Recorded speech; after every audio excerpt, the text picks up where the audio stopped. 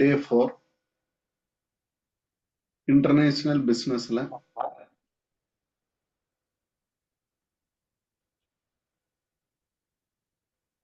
Last டாபிக்கும் கூட international economic organisation. இதுல நிறைய நம்ம எதிர்பார்க்கக்கூடிய ஒரு கொஸ்டின். அதனால இது வந்து ஒரிஜினல் டெக்ஸ்ட் புக்கை படிச்சிடலாம் அப்படின்றதுக்காக நான் உங்களுக்கு என்ன பண்ணியிருக்கேன் அப்படின்னா +2ல எக்கனாமிக்ஸ் டிஎன் டெக்ஸ்ட் புக் அதுலயே நமக்கு ஃபுல் கவரேஜ் ஆகும்.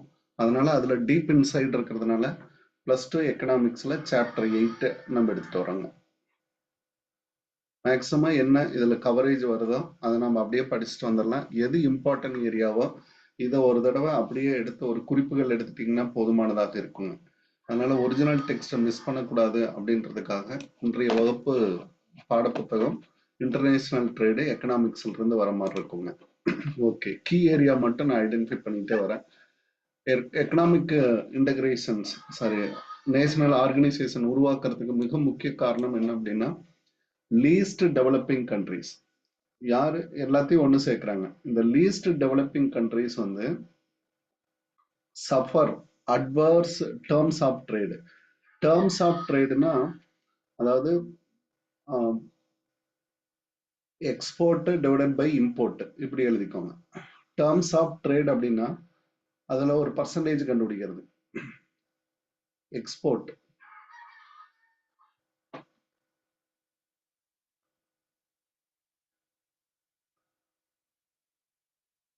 Terms of trade equal to export divided by import அப்படின்னு கொடுப்பாங்க. இன்டூ 100 இதுல ஒரு பர்சன்டேஜ் கண்டுபிடிக்கிறது. ஒரு கண்ட்ரினுடைய டேர்ம்ஸ் ஆஃப் ட்ரேட கண்டுபிடிக்கணும் அப்படின்னா அவங்களுடைய டோட்டல் எக்ஸ்போர்ட்டும் டோட்டல் இம்போர்ட்டால நீங்க டிவைட் பண்ணீங்க அப்படின்னா ஒரு பர்சன்டேஜ் கிடைக்கும். இதை வச்சு கம்பேர் பண்றாங்க. அப்ப லீஸ்ட் டெவலப்பிங் கண்ட்ரிஸ் பாத்தீங்க அப்படின்னா சஃபர் என்ன ஆகுறாங்க அப்படின்னு பாத்தீங்கன்னா நிறைய பிரச்சனைகளை அனுபவிக்கிறாங்க. அதுல ஒண்ணு என்ன அப்படின்னா பாத்தீங்கன்னா பேலன்ஸ் ஆஃப் பேமெண்ட் வந்து நெகட்டிவ் அட்வர்ஸ்ல இருக்கு. தே அஃபெக்ட் த எக்ஸ்சேஞ்ச் ரேட். அவங்களுடைய எக்ஸ்சேஞ்ச் ரேட் எல்லாம் போரா இருக்குங்க. அப்ப அவங்களை எப்படி மேல கொண்டு வர்றது அப்படின்றப்போ சில ஆர்கனைசேஷனை ஒண்ணு சேர்த்தி அவங்களுக்கு ஒரு கட்டமைப்பை கொடுக்கணும் அப்படின்னு சொல்லி முடிவு பண்றாங்க. அதுக்கப்புறம் 1930ல பாத்தீங்கன்னா பெருமந்தம் வந்துச்சுங்க. உலக பெருமந்தம் அப்படின்னு சொல்லலாம். கிரேட் டிப்ரெஷன் அப்படின்னு சொல்லுவாங்க. இதுலயும் பாத்தீங்கன்னா யூஎஸ் மற்ற கண்ட்ரிகள் நிறைய பாதிக்கப்பட்டுச்சுங்க. அதுக்கப்புறம் வேர்ல்டு வார் 2 இதுக்கப்புறம் பாத்தீங்க அப்படின்னா நாடுகளை வளப்படுத்துறது தான் மிக முக்கியமான காரணமாக இருந்துச்சு. அதுக்காக ஒரு குழு அமைக்கப்பட்டு அந்த குழு மூலமா 3 முக்கிய ஆர்கனைசேஷனை கொண்டு வராங்க. ஒன்னு ஐஎம்எஃப், ரெண்டாவது வேர்ல்டு பேங்க், தேர்டு பாத்தீங்க அப்படின்னா ஐடிஓ இன்டர்நேஷனல் ட்ரேட் ஆர்கனைசேஷன். இந்த இன்டர்நேஷனல் ட்ரேட் ஆர்கனைசேஷன் தான் பின்னால நமக்கு என்னவாக மாறுச்சு அப்படின்னு பாத்தீங்கன்னா காட் அப்படின்ற ஒரு ஒப்பந்தமா மாறுச்சு. காட்ல இருந்து நமக்கு என்னவா மாறுச்சு அப்படின்னா WTOவாக மாறுச்சு. 3 முக்கிய நிறுவனங்களை கொண்டு வராங்க. ஒவ்வொன்றும் ஒவ்வொரு மாதிரி செயல்பட்டுச்சுங்க. ஐஎம்எஃப் அப்படின்றது பேலன்ஸ் ஆஃப் பேமெண்ட்ல இருக்கக்கூடிய ஷார்ட் டேர்ம் ஸ்ட்ரக்சரலை வந்து ஹெல்ப் பண்ணுச்சுங்க. அப்போ பிஓபியில எனி அட்ஜஸ்ட்மெண்ட் தேவைப்பட்டுச்சு அப்படின்னா நீங்க ஐஎம்எஃப் போகணும். அதே சமயம் கட்டமைப்புகள் மேம்படுத்துறது இன்ஃப்ராஸ்ட்ரக்சர் அப்படின்னு சொல்லுவோம். இன்ஃப்ராஸ்ட்ரக்சர் வேணும் அப்படின்னா வேர்ல்டு பேங்க்கு போகணும். வேர்ல்டு பேங்க்ல பாத்தீங்க அப்படின்னா ஸ்பெஷலைஸ்டு ப்ராஜெக்டே பாத்தீங்கன்னா கட்டமைப்புகளை மேம்படுத்துறதுக்காக உருவாக்கப்பட்டது ஐபிஆர்டி அப்படின்னு சொல்லுவாங்க. ஐபிஆர்டி இதன் மூலமா நாடுகளினுடைய கட்டமைப்பு வேர்ல்டு வார்ல எல்லாத்தையும் இழந்துட்டாங்க. எல்லா கண்ட்ரியும் போர்ட் இல்லை, ஏர்போர்ட் இல்லைங்க, அவங்களோட ரோடு ஃபெசிலிட்டியில இருந்து எல்லாமே குண்டு போட்டு அழிக்கப்பட்டதுங்க. அதெல்லாம் கட்டி முடிக்கணும்னா வேர்ல்டு பேங்கினுடைய அவசியம் அவங்களுக்கு தேவைப்பட்டுச்சு. இப்போ லாங் டேர்ம் ஸ்ட்ரக்சரலை ஆர்கனைஸ் பண்றதுக்காக வேர்ல்டு பேங்க் எடுத்துக்கிட்டாங்க. அதுக்கப்புறம் காட் அப்படின்றது வர்த்தக அமைப்பு, வர்த்தகம். இந்த 3ஐயும் மேம்படுத்துவது அவசியம் அப்படின்றதுக்காக குழு அமைக்கப்பட்டதுங்க. ஜான் மெய்டான் கீன்ஸ் மிக முக்கிய பொருளாதார அறிஞர். இவர் வந்து நமக்கு ரொம்ப முக்கியம். ஆர்பிஐ நமக்கு வேணும் அப்படின்னு சொன்னது இவரு தான். இவரோட முயற்சியால தான் வந்து நமக்கு அமைக்கப்பட்டது. இவர் ஃப்ரம் யூகே. இன்டகிரேட்டட் யூகே, இந்தியாவும் யூகேவும் இன்டகிரேட்டடா இருக்கிறப்போ இந்தியாவுக்குன்னு ஒரு மைய வங்கி வேணும், இந்தியாவுக்கு ஒரு சென்ட்ரல் பேங்க் வேணும் அப்படின்னு சொல்லி சொன்னவர் கீன்ஸ் தான். அதனுடைய வடிவமைப்பினாலதான், அவருடைய முயற்சினாலதான் நமக்கு என்ன ஆச்சு அப்படின்னா ஆர்பிஐ அப்படின்னு ஒண்ணு உருவாகுச்சுங்க. அதையும் நீங்க மனசுல வச்சுக்கணும். அடுத்தா பாத்தீங்கன்னா டெக்ஸ்டர் ஒயிட்.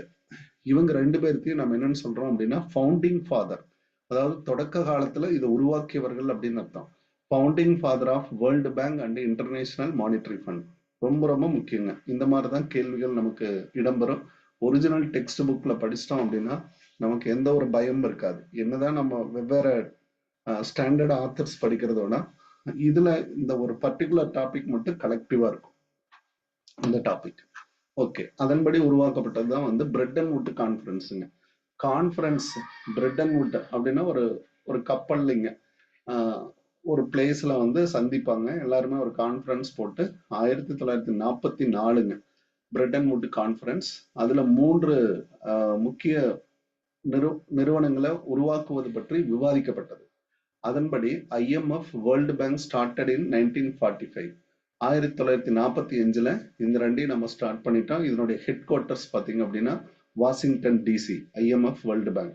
இன்ஸ்டெட் ஆஃப் ஐடிஓன்னு 3வதா ஒரு நிறுவனத்தை உண்டாக்கணும். அது பாத்தீங்க அப்படின்னா இன்ட்ரியம் அரேஞ்ச்மெண்ட் மட்டும் கொடுக்குறாங்க. ஃபர்ஸ்ட் ஒரு முடிவுக்கே வரல, அதுல நிறைய பிரச்சனைகள் இருந்தது, விவாதிக்கிறாங்க, முடிவுக்கு வர முடியல. அதுக்கப்புறம் அதை பேர் மாத்திடுறாங்க, காட் அப்படின்னு சொல்லி பேர் வைக்கிறாங்க. General Agreement of Tariff and Trade அப்படின்னு பேர் வைக்கிறாங்க. அந்த அக்ரிமெண்ட்ல எல்லாருமே கையெழுத்து போடுறாங்க. அதுக்கப்புறம் 1995ல அதுவும் என்ன ஆகுது அப்படின்னா கடைசி ரவுண்டுக்கு அப்புறம் வேர்ல்டு ட்ரேட் ஆர்கனைசேஷனாக நமக்கு உருவாயிடுது. இது எல்லாமே பாத்தீங்கன்னா நம்மளுடைய மெட்டீரியல்ல வரிசையா அந்த என்னென்ன ரவுண்ட் எல்லாம் நடந்தது அப்படின்றதெல்லாம் கொடுத்துருக்கேன். எக்ஸ்டெண்டா படிக்கணும்னா அங்க போய் படிச்சுக்கோங்க. அப்போ 3வது நிறுவனமும் 1995ல WTO-வாக உருவாகுச்சு அப்படின்னு சொல்லி இந்த இயர் ஆஃப் எஸ்டாப்ளிஷ்மெண்ட்டை நம்ம பார்த்துக்கலாம். பிரெட்டன் வுட் கான்ஃபரன்ஸ் 44ங்க. IMF வேர்ல்டு பேங்க் ஒரே இயர் 1945 நினைவத்துல வச்சுக்கோங்க. ஹெட் குவார்டர்ஸும் ஒன்னே தான். இதுல கன்ஃபியூஸ் மட்டும் ஆயிடாதீங்க. ஓகே, இப்போ நம்ம IMF வந்துட்டோம். The purpose of IMF purpose என்ன அப்படின்னா secure, promote economic financial cooperation. இதுல பாருங்க, செக்யூர் பண்றோம், ப்ரமோட் பண்றோம் economic financial cooperation among member countries. IMF established, எல்லாருக்கூடவும் ஒரு இணக்கமான எக்கனாமிக் கோஆபரேஷனை உண்டாக்குறது தான் IMF. இதுவே அப்படியே நிறைய வாட்டி கேட்டிருக்காங்க கொஸ்டின்ஸ்ல, அதனால இதை மட்டும் நல்லா பார்த்துக்கோங்க. Secure, promote economic financial cooperation அப்படின்னு வந்தாவே IMF. அப்போ எக்கனாமிக் சம்பந்தமா வந்துச்சு அப்படின்னா நம்ம என்ன சொல்லிடலாம், அதுதான் பிஓபி அட்ஜஸ்ட்மெண்ட், இது எல்லாமே இதுலதான் சொல்லுவோம். Okay, IMF has 181 countries. Republic of Nauru joined in 2016. இது வரைக்கும் அப்டேட் பண்ணியிருக்காங்க, ஏன்னா அந்த புக்கை தயாரிக்கிறப்போ இருந்திருக்கும். அதுக்கப்புறம் ஃபர்தர் அப்டேட் இல்லை, அதனால மெம்பர் கண்ட்ரிஸ் மட்டும் நீங்க தனியா பாத்துக்கோங்க. இவங்களோட அனதர் முக்கிய நோக்கம் என்ன அப்படின்னா டைட் ஓவர். இதுல பாருங்க, டைட் ஓவர் இங்க கொடுத்துருக்காங்க பாருங்க. Tide over balance of payment disequilibrium ஏற்படுறப்போ இன் ஷார்ட் ரன்ல ஹெல்ப் பண்ணுவாங்க. இதுதான் நமக்கு தேவையானது. மெம்பருக்கு IMF இதை எஸ்டாப்ளிஷ் பண்ணதனுடைய நோக்கம் to assist member nation tide ஓவர்னா உங்களுக்கு ஒரு ஹெல்ப் பண்றது, ஒரு கேப் வரும் இல்லைங்களா, அந்த கேப்பை ஹெல்ப் பண்ணி கொடுக்கறது. Tide over balance of payment disequilibrium in short run. Long run அப்படின்னா உங்களுக்கு எங்க போயிடணுங்க, வேர்ல்டு பேங்க் போயிடணும். இவ்வளவுதாங்க, இது தேவையான பார்ட்டே இதுதான். அப்ப எக்கனாமிக் பினான்சியல் கோஆபரேஷன் வரணுங்கிறதுக்காக உருவாக்கப்பட்டது. ஷார்ட் ரன்ல டிஸ்இக்லிபிரியம் ஏற்பட்டுச்சு அப்படின்னா, டிஸ்இக்லிபிரியம்னா தெரியும் நமக்கு, நெகட்டிவ் ஆஸ்பெக்ட்ஸ் எல்லாம் உருவாகிறது பிஓபி. அப்ப இம்போர்ட் அதிகமாகி எக்ஸ்போர்ட் குறையும். அந்த சுச்சுவேஷன்ல தான் நம்ம IMF-ல போயிட்டு ஷார்ட் டேர்ம் அசிஸ்டன்ஸை நம்ம பெற முடியும். Okay, objectives of IMF objective பாருங்க. Promote international monetary cooperation. உலக நாடுகள் அனைத்துக்கும் ஒரு வகையிலான ஒருங்கிணைப்பை கொண்டு வர்றது, அதாவது மானிட்டரி சிஸ்டத்துல ஒரு ஒருங்கிணைப்பு சொல்றது. சுருக்கமா சொல்லணும்னா எப்படி நம்ம இந்தியாவுக்கு RBI-யும் அதே மாதிரி உலக நாடுகளுக்கு எல்லாத்துக்குமே பாத்தீங்கன்னா IMF அப்படின்னு வச்சுக்கோங்க. நாணய நிதியம், அவங்க தானே நாணயத்தை வெளியிடுறாங்க. அது மாதிரி IMF-ஆல வெளியிடக்கூடியதுதான் SDR மற்ற இது எல்லாமே. அதனால இவங்களை உலகத்துக்கே ஒரு சென்ட்ரல் பேங்க் அப்படின்னு வச்சுக்கோங்க. அதான் பெஸ்டா இருக்கும். அடுத்து ஃபாஸ்டர் பேலன்ஸ்டு growth. இவங்களோட ஃபெசிலிட்டேஷன் எதுக்காக உருவாக்குது அப்படின்னா எல்லா கண்ட்ரிக்கும் ஃபாஸ்டர் growth கொண்டு வருது. ஓகே. அடுத்தது எக்ஸ்சேஞ்ச் ரேட் ஸ்டெபிலிட்டி. இதுதான் ரொம்ப ரொம்ப முக்கியம். உங்களோட பிஓபி டிஸ்இக்லிபிரியம், உங்களோட அப்ஜெக்டிவே என்ன அப்படின்னா பிஓபில டிஸ்இக்லிபிரியத்துக்கு சப்போர்ட் பண்றது. இப்படி இதை மட்டும் எழுதி வச்சுக்கிட்டீங்கன்னா போதுங்க. அடுத்ததா பாத்தீங்கன்னா எக்ஸ்சேஞ்ச் ரேட்டை ஸ்டெபிலைஸ் பண்றது. இம்போர்ட் அதிகமானா உங்களுக்கு என்ன ஆயிடும் அப்படின்னா கண்ட்ரினுடைய கரன்சி ரேட் வந்து டெப்ரிசியேட் ஆயிடும். அப்போ டெப்ரிசியேட் ஆகக்கூடிய அந்த கரன்சியை ஸ்டெபிலைஸ் பண்றதுக்கு உங்களுக்கு சப்போர்ட்டிவ் வேணும். அப்ப கடன் வாங்கியாவது இதை சரி பண்ணணும் அப்படின்னு நம்ம நினைக்கிறோம் இல்லைங்களா? அதுதான் இந்த பார்ட். சரி, எக்ஸ்போர்ட் குறைஞ்சு இம்போர்ட் அதிகமாயிடும். இந்த ரெண்டு சுச்சுவேஷன்லுமே எக்ஸ்போர்ட் ரெடியூஸ்டு, இம்போர்ட் அதிகமாயிடும். இந்த ரெண்டு சுச்சுவேஷனுமே அதுதான். அப்போ உங்களுக்கு தேவையான கரன்சி பாருங்க, கர்பிங்னா பாதுகாக்கிறது. கர்பிங் பாருங்க, உங்களுக்கு தேவையில்லாம எக்ஸ்சேஞ்ச் ரேட் வந்து என்ன ஆயிட்டே இருக்கும், டெப்ரிசியேட் ஆயிட்டே இருக்கும். அதை வந்து தடுப்பது அப்படின்னு அர்த்தம். தடுப்பது, தடுக்கிறதுக்கு தான் இது. சார் இந்த அப்ஜெக்டிவ்லயே தான் கேள்வி வருங்க, வேற எங்கேயும் வராது. ஏதாவது ஒண்ணு மாத்தி கொடுத்து நம்மள கொஸ்டினா ரைஸ் பண்ணுவாங்க. To eliminate reduce exchange control. எக்ஸ்சேஞ்சினுடைய கண்ட்ரோலை ரிடியூஸ் பண்றது. இம்போஸ் இவங்களே ஒரு லாவை ஃபிக்ஸ் பண்ணி நாடுகளுக்கு இடையிலான வர்த்தகங்களை உண்டாக்குறதுக்காக எக்ஸ்சேஞ்ச் கண்ட்ரோல்ல கொண்டு வர்றது. அடுத்தது பாத்தீங்கன்னா மல்டி லேட்ரல் ட்ரேடு, உலக நாடுகளுக்கு ஒரு ட்ரேடு பேமெண்ட் சிஸ்டத்தை கொண்டு வராங்க. அப்ப இவங்களுடைய நோக்கமே பாத்தீங்க அப்படின்னா ட்ரேடு அண்ட் பேமெண்ட் சிஸ்டம் உருவாக்குறது. And respect of current transaction instead of bilateral trade agreement. இப்ப இருக்கக்கூடிய சிஸ்டம் இல்லாம நீங்க பைலேட்ரலாவும் நீங்க கலந்துக்கலாம் அப்படின்னு சொல்லி மெம்பர் நேஷன்ஸ்க்கு சப்போர்ட் பண்றாங்க. Okay. Promote flow of capital from developed to developing nation. அடுத்தது கேபிட்டலா அனுப்புறது, இங்க இருக்கக்கூடிய வளத்தை மற்ற நாடுகளுக்கு கொண்டு போறது. அப்ப நாடுகளினுடைய கூட்டமைப்பு, ஃப்ளோ ஆஃப் கேபிட்டல் கொடுக்கறது. ஃப்ரம் டெவலப்டுல இருந்து டெவலப்பிங், டெவலப்டுல இருந்து டெவலப்பிங் கண்ட்ரிஸ் கொண்டு போறது. The problem of international liquidity, இது ரொம்ப ரொம்ப முக்கியங்க. பாருங்க, இதுலயே எல்லா கீ பாயிண்ட்ஸுமே வந்துருச்சு. பிஓபி டிஸ்இக்லிபிரியத்துக்கு ஹெல்ப் பண்றாங்க. அடுத்தா பாத்தீங்கன்னா எக்ஸ்சேஞ்ச் ரேட் ஸ்டெபிலிட்டிக்கு ரொம்ப ஹெல்ப் பண்றாங்க, டெப்ரிசியேட் ஆகாம பாத்துக்கிறாங்க. Flow of capital from developed to developing nation கொண்டு வராங்க. ப்ராப்ளம் ஆஃப் இன்டர்நேஷனல் லிக்விடிட்டி, இதை பத்தி நம்ம டீட்டெயில நம்ம படிக்கணுமா, இன்டர்நேஷனல் லிக்விடிட்டி அப்படின்றத. ஓகே. இவங்களுடைய ஃபங்க்ஷன்ஸ், பிஓபியினுடைய கிரிசைஸ், பிஓபியினுடைய கிரிசஸ் அசிஸ்டன்ஸ் கொடுக்கறது, எக்ஸ்சேஞ்சை ஸ்டெபிலைஸ் பண்றது. பாருங்க, ரெண்டு பாயிண்ட் ஈஸியா நான் இருக்கிறேன். இந்த பாயிண்ட் வந்துச்சுனாவே ஐஎம்எஃப் தான் வரும். எக்கனாமிக் சஸ்டைனபிள் growth, நீடித்த வாழ்வு, நீடித்த வளர்ச்சியை கொண்டு வர்றது. இன்டர்நேஷனல் ட்ரேடுக்கு ஃபெசிலிட்டேட் பண்றது. இதுதான் 4 மிக முக்கியமான functions. Correcting, bringing stability, exchange rate அப்படின்னு சொல்லியிருக்காங்க. IMF maintaining exchange rate stability, emphasising of devaluation, கரன்சியினுடைய டிவேல்யூஷனை கண்ட்ரோல் பண்றாங்க. மதிப்பிழப்பு அப்படின்னு நம்ம சொல்லுவோம் இல்லைங்களா, நம்ம நாட்டினுடைய ருப்பியோட மதிப்பிழப்பு அதிகமாகுது அப்படின்னு சொல்லுவாங்க. அப்போ அதை வந்து ரெஸ்ட்ரிக்ட் பண்ணி கோ ஃபார் மல்டிபிள் எக்ஸ்சேஞ்ச் ரேட்டுக்கு போய் also buy and sell gold at prices other declared par value. அப்போ கோல்டு மற்ற விஷயங்கள்ல வந்து ஸ்டெபிலைஸ் பண்ணி உங்களோட கண்ட்ரினுடைய நாணயத்தை வந்து ஸ்டெபிலிட்டியை உருவாக்குறதுக்கு முயற்சி செய்யறது தான் இவங்களோடது. ரெண்டாவது பாத்தீங்கன்னா கரெக்டிங் பிஓபி டிஸ்இக்லிபிரியம். ஐஓபியினுடைய மிக முக்கியமான ஒரு அப்ஜெக்டிவே இதுதான். ஹெல்பிங் மெம்பர் கண்ட்ரிஸ் எலிமினேட்டிங் அல்லது குறைக்க, minimising short term period disequilibrium. Short term பீரியட்ல ஒரு டிஸ்இக்லிபிரியம், இது ரொம்ப ரொம்ப முக்கியம். ஷார்ட் டேர்ம் பீரியட் வரணும். நீங்க அங்க போய் வேர்ல்டு பேங்க் பாத்தீங்க அப்படின்னா லாங் டேர்ம் இருக்கும். நீங்க கரெக்டா பாக்கணும்.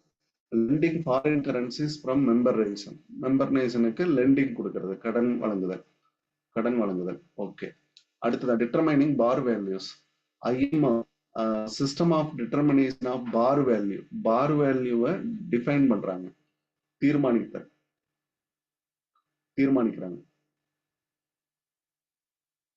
அப்போ according to articles of agreement IMF தொடங்குறப்போ every member nation should declare par value of currency. நீங்க உங்களுடைய பார் வேல்யூ ஆஃப் கரன்சியை வந்து ஐஎம்எஃப் கையில கொடுத்துறோம்னா ஐஎம்எஃப் வந்து என்ன செய்வாங்க, கோல்டுனுடைய அடிப்படையில பாருங்க டேர்ம்ஸ் ஆஃப் கோல்டு கம்பேர் பண்ணுவாங்க. அடுத்ததான் யூஎஸ் டாலரோட கம்பேர் பண்ணி அதுக்கப்புறம் உங்களுடைய கரன்சியினுடைய வேல்யூவை டிட்டர்மைன் பண்ணி கொடுப்பாங்க. IMF ensures smooth working of the international monetary system in favor of developed countries. அப்ப இந்த வர்த்தக நாணயத்தையும் கோல்டையும் மையப்படுத்தி பார் வேல்யூவை டிட்டர்மைன் பண்ணி தராங்க. நாணய மதிப்பை முடிவு செய்தல், நாணய மதிப்பை முடிவு செய்யறது. மெம்பர் நேஷனுக்கு இவங்க ஹோல் அத்தாரிட்டியா இருந்து நம்மளோட அசிஸ்டன்ஸை கொடுக்குறாங்க. இதுல இருந்து தான் ஏதாவது ஒரு பார்ட்ல நமக்கு கேள்விகள் வரும். ரிடியூசிங் ட்ரேட் ரெஸ்ட்ரிக்ஷன்ஸ் வணிகத்தடை ஃபண்டு அது ஒரு பிரச்சனையா இருக்கக்கூடாது, டேரிஃப் வந்து பிரச்சனையா இருக்கக்கூடாது. அது மாதிரி ஏதாவது இருந்துச்சுன்னா மெம்பர் கண்ட்ரிஸ் வந்து பேசி ரிமூவ் பண்ணிக்கோங்க அப்படின்னு சொல்றாங்க. ஒவ்வொரு மீட்டிங்லயும் பாத்தீங்க அப்படின்னா கண்ட்ரிஸ்க்கு ஒரு மினிஸ்ட்ரியல் கான்ஃபரன்ஸ் இது மாதிரி எல்லாம் வரப்போ அவங்களுக்கு they have to support eliminate பண்ணிக்கிறதுக்கான வாய்ப்புகளை கொடுக்குறாங்க. Okay, credit facility. IMF providing different borrowing and credit facility. IMF கடன் வழங்கும் திட்டம், கடன் கொடுக்குது. The objective of helping member countries, these credit facilities offered include to basic credit facility. இதுல பாருங்க, ஒன்னு பேசிக் கிரெடிட் ஃபெசிலிட்டி, ரெண்டாவது எக்ஸ்டெண்டட் ஃபண்ட் ஃபெசிலிட்டி. அடுத்ததான் பாத்தீங்கன்னா 3 வருஷத்துக்கு கொடுக்குறாங்க. இதெல்லாம் பாருங்க 3 years. அடுத்ததா காம்பன்சேட்டரி ஃபைனான்சிங் ஃபெசிலிட்டி. அடுத்ததா பாத்தீங்கன்னா ஸ்ட்ரக்சரல் அட்ஜஸ்ட்மெண்ட் ஃபெசிலிட்டி. இந்த 4 வகையான ஃபெசிலிட்டி கொடுக்குறாங்க. இதுதான் கடன் கொடுக்கக்கூடிய பேசிக் கிரெடிட் ஃபெசிலிட்டின்னு ஒண்ணுங்க. எக்ஸ்டெண்ட் கூட சேர்த்தி கொடுக்கறது. மூணாவது பாத்தீங்கன்னா காம்பன்சேட்டரி. நாலாவது பாத்தீங்க அப்படின்னா ஸ்ட்ரக்சரல் அட்ஜஸ்ட்மெண்ட். இந்த 4 வகையான கிரெடிட்டை கொடுக்குறாங்க. அதை பத்தி கீழே நமக்கு எக்ஸ்பிளைன் பண்ணியிருப்பாங்க. அடுத்த பாத்தீங்கன்னா பினான்சியல் சப்போர்ட் எதுக்கு பண்றாங்க, அதாவது நிதி சார்ந்த சப்போர்ட் எதுக்கு பண்றாங்க அப்படின்னு பாத்தீங்கன்னா கரெக்ட் பிஓபி டிசிக்லிபிரியம், டெபிசிட் ஏற்படுது இல்லைங்களா, அதை அட்ஜஸ்ட் பண்ணுவாங்க. ஷார்ட் டேர்ம் அண்ட் மீடியம் டேர்ம்ல ஹெல்ப் பண்றவங்க இவங்க தான். ரெகுலேட்டரி அப்படின்றப்ப கோட் ஆஃப் கண்டக்ட், அதாவது நாணயத்துல எப்படி நீங்க வர்த்தகம் செய்யணும், நாணயத்தை ஸ்டெபிலைஸ் பண்ணணும் அப்படின்னு சொல்லக்கூடிய ரெகுலேட்டரியும் இவங்க தான். கன்சல்டேட்டிவ் ஆலோசனை கொடுக்குறவங்க, ஆலோசனை பாத்தீங்கன்னா கவுன்சிலிங் அண்ட் டெக்னிக்கல் கன்சல்டன்சியும் இவங்க கொடுக்குறாங்க. மெயினா பாத்தீங்கன்னா IMF வந்து பணம் வர்த்தகம் சார்ந்த உதவிகளை மெம்பர் கண்ட்ரிஸ்க்கு பண்றாங்க. இதை மட்டும் தெரிஞ்சா போதுமா. இப்போ இதுல credit facility, basic credit facility யாருக்கு கொடுக்குறாங்க அப்படின்றது பாருங்க. IMF provide financial assistance to member nation overcome their temporary difficulties. இதுதான் நமக்கு ரொம்ப முக்கியம். Temporary difficulties related to balance of payment. Balance of பேமெண்ட்ல உங்களுக்கு அட்ஜஸ்ட் ஆக முடியல அப்படின்னா அந்த வேல்யூக்கு இவங்க சப்போர்ட் பண்ணி தராங்க. அதுல member nation can purchase from fund, இவங்கள்ட்ட இருந்து பர்ச்சேஸ் பண்ணிக்கலாம். கரன்சிஸ் ஆர் SDR, US டாலராகவோ அல்லது மற்ற கரன்சியாகவோ நீங்க என்ன பண்ணிக்கலாம், அல்லது SDR இதாகவோ நீங்க வாங்கி உங்களோட ஓன் கரன்சியை ஸ்டெபிலைஸ் பண்ணிக்கலாம். இது ப்ரீவியஸ்ல நம்ம சொன்னோம். பேசிக் கிரெடிட் ஃபெசிலிட்டி எதுக்காக இருக்கும் அப்படின்னா BOP டெபிசிட்டை அட்ஜஸ்ட் பண்றது. இவ்வளவுதாங்க இதுல படிக்க வேண்டியது. அதுதான் டெபிசிட் அட்ஜஸ்ட்மெண்ட். இந்த ஷார்ட் ஹிண்ட் மட்டும் எடுத்துட்டு வந்தீங்கன்னா கூட போதும். பேசிக் கிரெடிட் ஃபெசிலிட்டி எதுக்காக ஒரு கண்ட்ரிக்கு ப்ரொவைட் பண்றாங்க அப்படின்னா இதுதான். ஓகே, அடுத்தது மத்தெல்லாம் நமக்கு தேவையில்லைமா. இதுல எவ்வளவு பிரைஸ் நமக்கு கொடுக்குறாங்க, fund equal to 25% of quota. அவங்களுடைய அப்படின்னு அர்த்தம். ஒவ்வொரு நாடுகளும் எக்ஸ்போர்ட் இம்போர்ட்ல எவ்வளவு பங்களிக்கிறாங்க அப்படின்றத பொறுத்து அவங்களுக்கு 25% பாரோவிங் ரைட்ஸ் கொடுக்குறாங்க. அன்கண்டிஷனலி பாருங்க, அன்கண்டிஷனல் பாரோ 25% நீங்க எந்த ஒரு எல்லையும் இல்லாம நீங்க என்ன பண்ணிக்கலாம், பாரோ பண்ணிக்கலாம். இன் எ இயர், ஒவ்வொரு வருடமும். அதுதான் ரொம்ப முக்கியம். This unconditional borrowing right is called reserved tranche. இந்த வார்த்தையெல்லாம் பாருங்க, அப்படியே கேட்டு வச்சிருப்பாங்க. நீங்க எந்த கண்ட்ரோலும் இல்லாம ஒரு பாரோவிங் ஃபெசிலிட்டியை, ஒரு பாரோவிங் ரைட்ஸை என்ஜாய் பண்றீங்க இல்லையா, இதுக்கு பேரு ரிசர்வ் டிரான்சி. இந்த ரிசர்வ் டிரான்சியினுடைய அளவு 25%. அன்கண்டிஷனல் பாருங்க, இந்த வேர்ட் எல்லாம் ரொம்ப முக்கியம். Unconditional borrow, unconditional borrow, reserve tranche. Sir இந்த வார்த்தை எல்லாம் நமக்கு எக்ஸாம் வந்து நிக்குங்க, அப்பதான் நமக்கு தெரியும் இது ஏதோ ஒண்ணு இருக்கு அப்படின்றது. அதனால நல்லா பாத்துக்கோங்க. Unconditional borrowing rights is called reserve tranche. அதை மட்டும் தனியா போக்கஸ்டா எழுதி வச்சிருங்க. அன்கண்டிஷனல் பாரோவிங் ரைட்ஸ், நீங்க தடை இல்லாம ஒரு மெம்பர் கண்ட்ரிஸ் எப்ப வேணாலும் நீங்க உங்களோட கோட்டாவை யூட்டிலைஸ் பண்ணிக்கலாம். அந்த யூட்டிலைஸ் பண்றதுக்கு பேரு தான் ரிசர்வ் டிரான்சி. அதுல 25% கொடுக்குறாங்க எவ்ரி இயர் மெம்பர் நேஷனுக்கு. அப்போ அதுல எஸ்டிஆர் ஆகவும் யூஎஸ் டாலர் ஆகவும் நீங்க வாங்கிக்கலாம் கடன் வாங்குறதுல. ஸ்பெஷல் டிராயிங் ரைட்ஸ் எஸ்டிஆர், இது என்ன அப்படின்னு பாருங்க. Fund, the fund succeeded establishing that scheme. இது வந்து கோல்டு மாதிரிங்க, ஒரு பேப்பர் கோல்டு அப்படின்னு சொல்றாங்க. எப்படி கோல்டை வச்சு நம்ம கணிக்கிறோமோ, ஒவ்வொரு தடவையும் கோல்டை மையப்படுத்தியே நம்ம கொண்டு போக முடியாது அப்படின்றதுனால ஐஎம்எஃப்-ஆல உருவாக்கப்பட்ட ஒரு கரன்சி தான் பேப்பர் கோல்டு. அந்த கரன்சியினுடைய பேரு தான் ஸ்பெஷல் டிராயிங் ரைட்ஸ். இந்த நம்ம வெளியே எடுக்கிறோம் இல்லைங்களா, பேசிக் ஸ்ட்ரக்சரல் ஃபெசிலிட்டி, பேசிக் ஃபெசிலிட்டி கொடுக்குறோம் இல்லைங்களா, அந்த ரிசர்வ் டிரான்சி, அதுல கூட எஸ்டிஆர் தான் நம்ம ப்ரொவைட் பண்ணுவோம். They are form of international reserve by IMF. ஐஎம்எஃப்-ஆல கொடுக்கப்பட்டது, இவங்களால உருவாக்கப்பட்டது இன் 1969. எஸ்டிஆர் கிரியேட்டட் அப்படின்னு கேட்பாங்க. SDR created by IMF in 1969. இதை தனியா ஒரு இடத்துல எழுதி வச்சிருக்கீங்க. இது கிரியேட்டட் பை ஐஎம்எஃப், இந்த வார்த்தையை நம்ம கேட்கலாம். அடுத்ததான் பாத்தீங்கன்னா இதனுடைய இயர் கேட்கலாம். இன் 1969. ரொம்ப ரொம்ப முக்கியங்க, இதை பார்த்துருங்க. இது எதுக்காக அப்படின்னா, to solve the international liquidity. இங்க வந்துச்சு பாருங்க, அதாவது யாரு இன்டர்நேஷனல் லிக்விடிட்டியில பாதிக்கப்படுவான், இம்போர்ட் அதிகமா செய்யக்கூடிய ஒரு கண்ட்ரி, அவங்ககிட்ட பணம் இல்லாம பிரச்சனையில மாட்டிக்குவாங்க. அதுதான் லிக்விடிட்டி. அவங்ககிட்ட பணம் இருக்காது, அவங்களுக்கான பணத்தை நீங்க பெறுவதற்கான ஒரு வழி அப்படின்னு பாத்தீங்கன்னா கோல்டு இருக்கணும். கோல்டு இல்லாத பட்சத்துல அதர் கண்ட்ரியினுடைய கரன்சி இருக்கணும். அதுவும் இல்லை அப்படின்றப்போ ஐஎம்எஃப் போய் கடன் வாங்கணும். அந்த ஐஎம்எஃப் வந்து கடன் கொடுக்கும், அதுக்கு பேரு தான் இன்டர்நேஷனல் லிக்விடிட்டி. அதை சால்வ் பண்றோம், இந்த ப்ராப்ளத்தை சால்வ் பண்றது தான் இன்டர்நேஷனல் லிக்விடிட்டி. இதுல ஏதாவது டவுட்ஸ் இருந்தா கேட்டிருக்குமா, ஐ வில் எக்ஸ்பிளைன். அதுக்கப்புறம்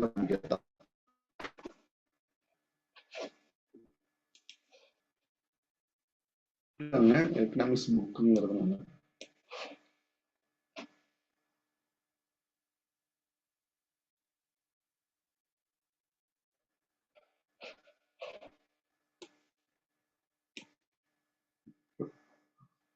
இந்த ஃப்ளோ வந்து புரியுதான்னு கேக்குறாங்க. உங்களுக்கு புரியுதா இல்ல என்ன பண்ணலாம்?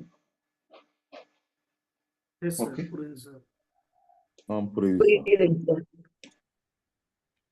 ஓகே, ஓகேம்மா. ஏன்னா புக்ல இருந்தே நம்ம படிச்சுட்டு போறோம் அப்படின்றதுனால இது உங்களுக்கு ஒரு டிஃபிகல்ட் இருக்க கூடாது அப்படின்றத சொல்றேன். அப்படியே ஒரு கோர்வையா வந்துட்டே இருங்க. பேசிக் கிரெடிட் ஃபெசிலிட்டில 25% உங்களுக்கு கோட்டா நீங்க எப்ப வேணாலும் யூஸ் பண்ணிக்கலான்ட்டு கவர்மெண்ட், அதாவது ஐஎம்எஃப் ப்ரொவைட் பண்றாங்க மெம்பர் நேஷனுக்கு. அந்த கோட்டாவை நீங்க யூட்டிலைஸ் பண்றதுக்கு பேர் தான் ரிசர்வ் டிரான்சி. அதுல வந்து எஸ்டிஆர் பண்றதாவோ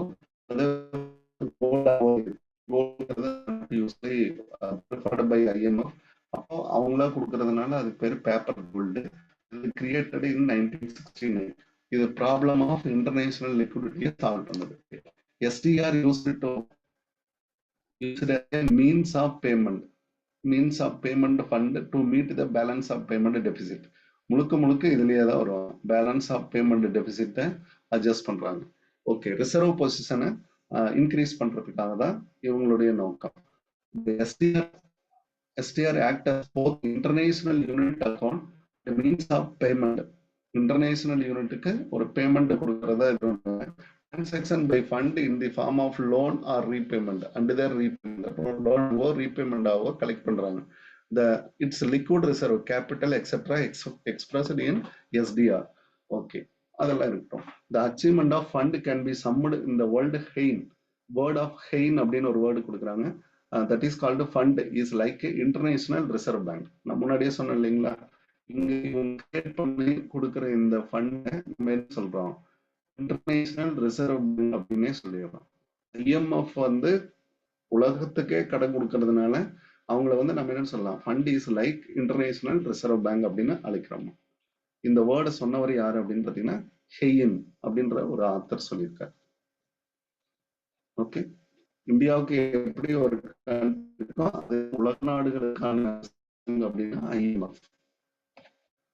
அது மட்டும் இப்ப பேசிக்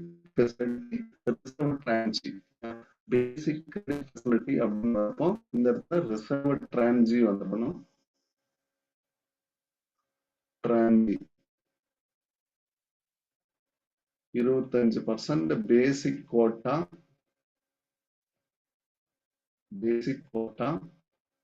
யூட்டிலைஸ் பண்ணிக்கலாம். அதே மாதிரி இங்க additional fund facility IMF provide additional கூடுதல் 140% எடுத்துக்கலாம். இதுல 140% எடுத்துக்கலாம். மெம்பரோட கோட்டாவுடைய அடிப்படையில 140. இந்த எபோவ் பேசிக் கிரெடிட் ஃபெசிலிட்டியை தாண்டி ஓவர் அதிகமாக யூஸ் பண்ணி அதை அதிகமா 140% எடுத்துக்கலாம்.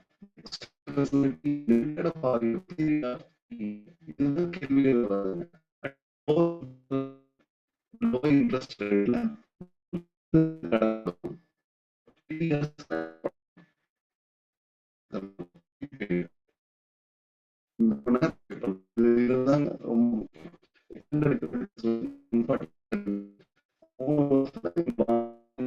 கொடுக்கணும். அப்படின்னு நீங்க பார்க்கணும். ஓவர் அதுக்கு மேல சார் உங்களுடைய வாய்ஸ் பிரேக் ஆகி வருது.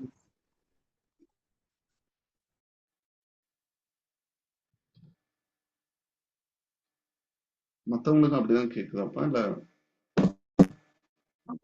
ஆமா சார், இப்ப கொஞ்சம் கிளியரா கேக்குது. இப்ப கிளியரா இருக்கு sir.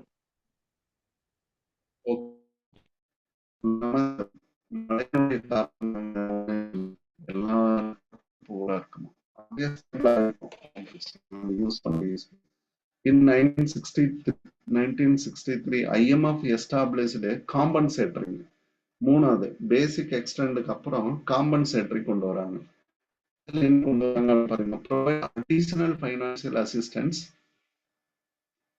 member nation, particularly primary producing country. இது யாருக்கு அப்படின்னா யாரெல்லாம் பிரைமரி ப்ரொடியூசிங் கண்ட்ரி இருக்கீங்களோ அவங்களுக்கு பிரைமரி ப்ரொடியூசிங் கண்ட்ரி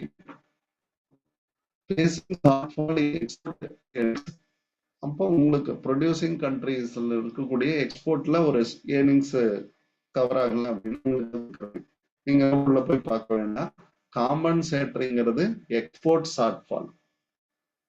எக்ஸ்போர்ட்ல ஒரு ஷார்ட்ஃபால் ஏற்படுது அப்படின்னா டெம்பரரியா கொடுக்கறது ஷார்ட்ஃபால். இது யாருக்கு அப்படின்னா ப்ரொடியூசிங் கண்ட்ரிஸ், பிரைமரி ப்ரொடியூசிங். ஏன்னா இவங்க எல்லாம் ரொம்ப முக்கியம் அப்படின்னு சொல்லுவோம் இல்லைங்களா, பிரைமரி ப்ரொடியூசிங் கண்ட்ரி. அவ்வளவுதான்மா, இதுல அதுக்கப்புறம் வேற எதுவும் படிக்க வேண்டாம்.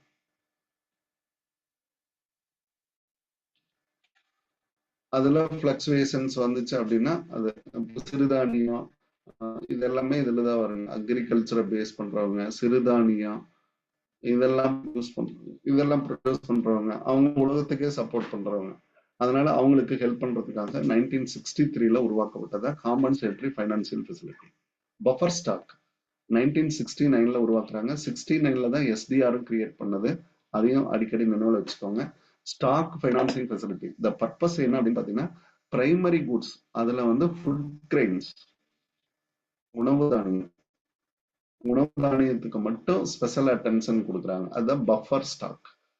ஓகே, வேற எதுவும் பார்க்க வேண்டாம். அதுல பஃபர் ஸ்டாக் பிரைமரி ப்ராடக்ட்ஸ்க்கு மட்டும் ஹெல்ப் பண்ணி கொடுக்குறாங்க. அதுக்கு ஒரு financial facility, food grains. Okay, supplementary financing facility பாருங்க, complement supplementary. Supplementary financial facility, temporary arrangement to provide financial assistance to member countries facing problem related to present quota size. Sir எனக்கு 25% quota 10ல sir அப்படிம்பாங்க இல்லைங்களா, அவங்களுக்கு sir எனக்கு 25% 10ல beyond 25 எனக்கு தேவை அப்படின்னு சொல்லுவாங்க இல்லைங்களா, அவங்களுக்கு சப்போர்ட் பண்றதுதான் சப்ளிமெண்டரி. கூடுதல் தேர்வு இல்லையா, சிறப்பு தேர்வு அவங்களுக்கு கொடுக்குற மாதிரி சிறப்பு கோட்டாவை கொடுக்கறது. 25% கிடையாதுங்க, அதுக்கு மேல ஒரு 2% 3% அப்படின்ட்டு கொடுப்பாங்க. ஸ்ட்ரக்சுரல் அட்ஜஸ்ட்மெண்ட் ஃபெசிலிட்டி, இதுதான் லாஸ்டா நமக்கு இருக்கக்கூடிய credit facility. IMF established structural adjustment facility 1986, provide additional balance assistance concessional poor countries. பாருங்க, இவங்களுக்கு poor member countries in December 87 enhanced structural adjustment is up. இந்த வேர்ட் எல்லாம் ஏதாவது ஒரு நெட் எக்ஸாம் எடுத்து பாத்தீங்கன்னா ஒரு இடத்துல அப்படியே ஃபிக்ஸ் பண்ணியிருக்காங்க. SAF, ESAF இதெல்லாம் என்ஹான்ஸ்டு ஸ்ட்ரக்சரல் ஃபெசிலிட்டி. அப்போ என்ஹான்ஸ்டு ஸ்ட்ரக்சரல் ஃபெசிலிட்டி அப்படின்னா பூரர் கண்ட்ரிக்கு ஹெல்ப் பண்றது, புவரர் மெம்பர் கண்ட்ரிஸ்க்கு ஹெல்ப் பண்றது. அவங்களோட ஸ்ட்ரக்சரல் அப்படின்னாவே இன்ஃப்ராஸ்ட்ரக்சர் தான், இன்ஃப்ராஸ்ட்ரக்சர். ஓகே, கன்செஷனல் ரேட்ல ரிசோர்ஸை ப்ரொவைட் பண்றது. The purpose of ASF and EASF force to poorer countries undertake macro economic factor. மைக்ரோனா வித்தின் இண்டஸ்ட்ரிக்குள்ள இருக்கிறது, கம்பெனி இதெல்லாம் உருவாக்குறது. அதை தாண்டி இன்ஃப்ராஸ்ட்ரக்சர், சொசைட்டியை ஹெல்ப் பண்றது, அதெல்லாம் உருவாக்குற மேக்ரோ எக்கனாமிக் கண்டிஷனுக்கு ஹெல்ப் பண்றாங்க. அவங்களுடைய கட்டமைப்புகளை உருவாக்குவதற்கு ஹெல்ப் பண்றாங்கம்மா. Okay, the programs structural balance of payment position promote economic growth. பொருளாதார வளர்ச்சிக்கு, பூரர் கண்ட்ரிக்கு பொருளாதார வளர்ச்சியை ஹெல்ப் பண்ணக்கூடியது அப்படின்னு பாத்தீங்கன்னா structural financial assistance.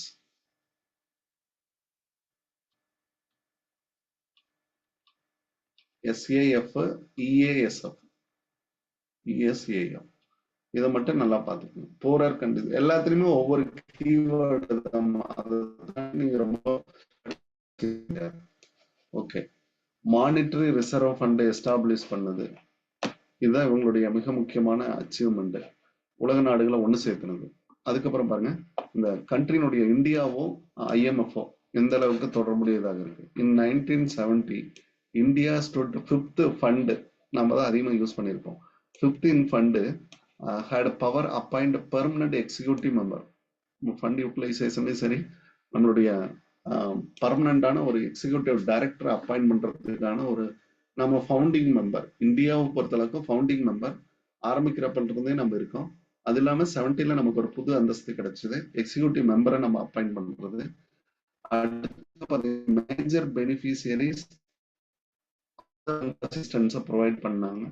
It has getting various fund agencies from time to time regularly repaying the debt. நம்ம தொடர்ந்து ரீபே பண்ணிட்டே தான் இருக்கோம். IMF செலுத்த வேண்டிய கடன்களை தொடர்ந்து செலுத்திட்டே இருக்கிறோம். India current quota is SDR. SDRல இந்தியாவுடைய கோட்டா அப்படின்னு சொல்றது பாத்தீங்கன்னா 5821.5 மில்லியன். நம்ம 13வது லார்ஜஸ்ட் கோட்டா கண்ட்ரிஸ். இதை மட்டும் வச்சுக்கோங்க. ஷேர் ஹோல்டிங் பாத்தீங்க அப்படின்னா 2.4%.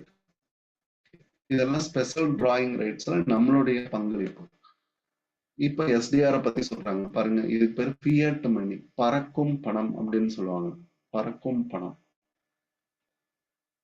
பறக்கும் பணம். அதுதான் அங்க பேப்பர் கோல்டுன்னு படிச்சோம், இங்க பாருங்க இங்க ஃபியட் மணி அப்படின்னு சொல்றாங்க. Potential claim underlying currency basket, இதை வச்சுதான் நம்ம என்ன செய்யறோம், கிளைம் பண்றோம். SDRோட கம்பேர் பண்ணி தான் கரன்சியினுடைய பேஸ்கெட்டை உருவாக்குறோம். இதெல்லாம் ரொம்ப முக்கியம். இந்த வார்த்தைகள் எல்லாமே எல்லா ஸ்டாண்டர்ட் புக்ஸ்லயும் இருக்கும். ஸ்பெஷல் டிராயிங் ரைட்ஸ், இது வந்து எதுக்காக அப்படின்னா வேர்ல்டு ரிசர்வ் கரன்சி, உலக நாடுகளுடைய ரிசர்வ் கரன்சி அப்படின்னா வாங்கி வச்சுக்கலாம் அப்படின்னா இதுதான். கோல்டுக்கு அப்புறம் அடுத்த ரிசர்வ் கரன்சி அப்படின்னா எஸ்டிஆர் ரிசர்வ். அப்போ ஆர்பிஐ இருப்பு வைத்திருக்க வேண்டியது. இது என்ன அப்படின்னா create global liquidity to solve the international liquidity. ஒரிஜினலா 1969 இது கிரியேட் ஆச்சு. SDR was initially defined equivalent grams of gold. கோல்டோட கம்பேர் பண்ணாங்க. Also equivalent to $1. $1 கம்பேர் பண்றாங்க. இதெல்லாம் உள்ள போய் கேட்கணும்னா கேட்கலாம், பட் இந்த அளவுக்கு உள்ள போகாது. SDR பொறுத்தளவுக்கு IMF பொறுத்தளவுக்கும் அந்த அப்ஜெக்டிவ் அதனோட செயல்பாடுகள் ஃபங்க்ஷன்லயே தான் நம்மளோட கேள்விகள் இருக்கும். அதை ஸ்ட்ராங்கா படிச்சிட்டோம்னாவே போதுமானது. ஓகே, அடுத்த பார்ட்டுக்கு போலாங்க. இது 1 செகண்ட் ரிவிஷன் பண்ணிக்கோங்க. IMF பொறுத்தளவுக்கு BOPக்கு ஹெல்ப் பண்றவங்க, அவ்வளவுதாங்க. நீங்க அதை மட்டும் பாருங்க. BOPக்கும் எக்ஸ்சேஞ்ச் ரேட்டை ஸ்டெபிளைஸ் பண்றதுக்கும் பினான்சியல் அசிஸ்டன்ஸ் ப்ரொவைட் பண்றது IMF. நிதியம் பாருங்க, நம்மளுடைய கரன்சியினுடைய ஸ்டெபிலிட்டியை உருவாக்குறதுக்கு எல்லாமே இதுதான் பயன்படும். அந்த 4 வகையான கடன்ல பேசிக் முன்னாடி ஒரு இடத்துல சொல்லியிருப்பாங்க பாருங்க. இங்க சொல்றோம் 4 வகையான கடன் ஃபெசிலிட்டிஸை ப்ரொவைட் பண்ணுவாங்க. இதுல 4 கிரெடிட் ஃபெசிலிட்டி இருக்கும். பேசிக் கிரெடிட் ஃபெசிலிட்டிங்கிறது 25% கோட்டா நீங்க யூஸ் பண்ணிக்கலாம். அதுக்கு பேரு ரிசர்வ் டிரான்சி. அடுத்தது பாத்தீங்கன்னா எக்ஸ்டெண்டட் ஃபெசிலிட்டி 140% கொடுப்பாங்க. அதையும் நீங்க யூஸ் பண்ணிக்கலாம். ஆனா வித்தின் 3 இயர்ல நீங்க ரீபே பண்ணணும். Low interest rate. காம்பன்சேட்டரி அப்படின்றது ஃபுட் கிரெயின்ஸ்க்கு எல்லாம் பண்ணுவாங்க இல்லைங்களா, அது எல்லாமே பாத்தீங்கன்னா ஃபுட் கிரெயின்ஸ்க்கு எல்லாம் கொடுக்கறது. சப்ளிமெண்டரி, காம்பன்சேட்டரி இதெல்லாமே கொடுப்பாங்க. ஸ்ட்ரக்சரல் அட்ஜஸ்ட்மெண்ட் அப்படின்றது பூரர் கண்ட்ரீஸ்க்கு கொடுக்கறது.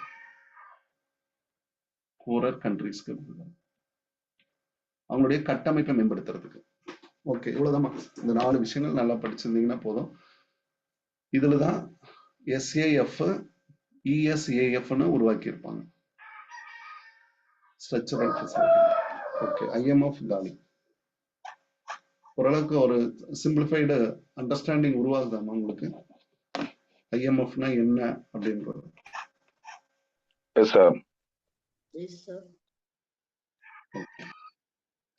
அடுத்தது வேர்ல்ட் பேங்க், செகண்ட் இன்ஸ்டிடியூஷன். இதெல்லாம் பாத்தீங்கன்னா ட்வின்ஸ் அப்படின்னு சொல்லுவாங்க. IMF வேர்ல்டு பேங்கையும் ட்வின்ஸ் IBRD. இது பேரு ட்வின்ஸ் அப்படின்னு சொல்லுவாங்க. இன்டர்நேஷனல் மானிட்டர்ல இன்ஸ்டிடியூஷன்ல ட்வின்ஸ் அப்படின்னு சொல்லுவாங்க, இரட்டையர்கள். ஓகே, அடுத்தல international monetary fund, it is called as world bank. நமக்கு நல்லா தெரியும்.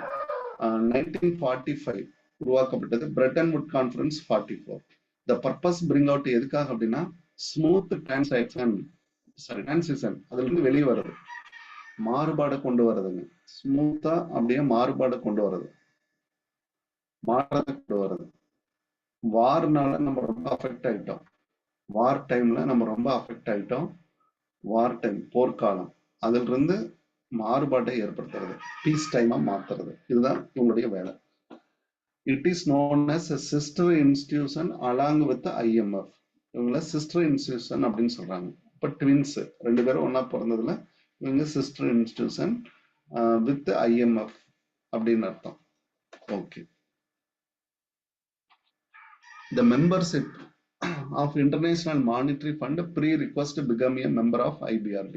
அதாவது IMFல யாரு மெம்பரா இருக்காங்களோ அவங்க டு பிகம் த எதுல இருக்கலாம், IBRDல இருக்கலாம்.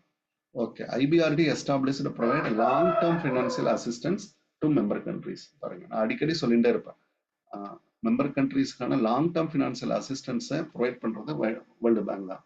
வேர்ல்டு பேங்க் அப்ப கட்டமைப்பு மேம்படுத்துறதோட மட்டும் இல்லாம BOPல லாங் டேர்ம் அட்ஜஸ்ட்மெண்ட் நீங்க ரொம்ப நாளா செய்ய முடியல அப்படின்னா நீங்க IMF வந்து கேட்டீங்கன்னா அதுக்கும் ஹெல்ப் பண்ணி கொடுத்துருவாங்க. BOP அட்ஜஸ்ட்மெண்ட்டுக்கு ஹெல்ப் பண்ணி கொடுத்துருவாங்க. இதுல 5 வகையான ஏஜென்சி. அதுல ஃபர்ஸ்ட் வேர்ல்டு பேங்க். ஓகே, அடுத்ததா பாத்தீங்கன்னா IDA இது ஒவ்வொன்றும் எந்த வருஷம் ஆரம்பிக்கப்பட்டது முதற்கொண்டு நல்லா படிச்சுக்கணும். International financial corporation, multilateral investment guarantee and agency மிகா.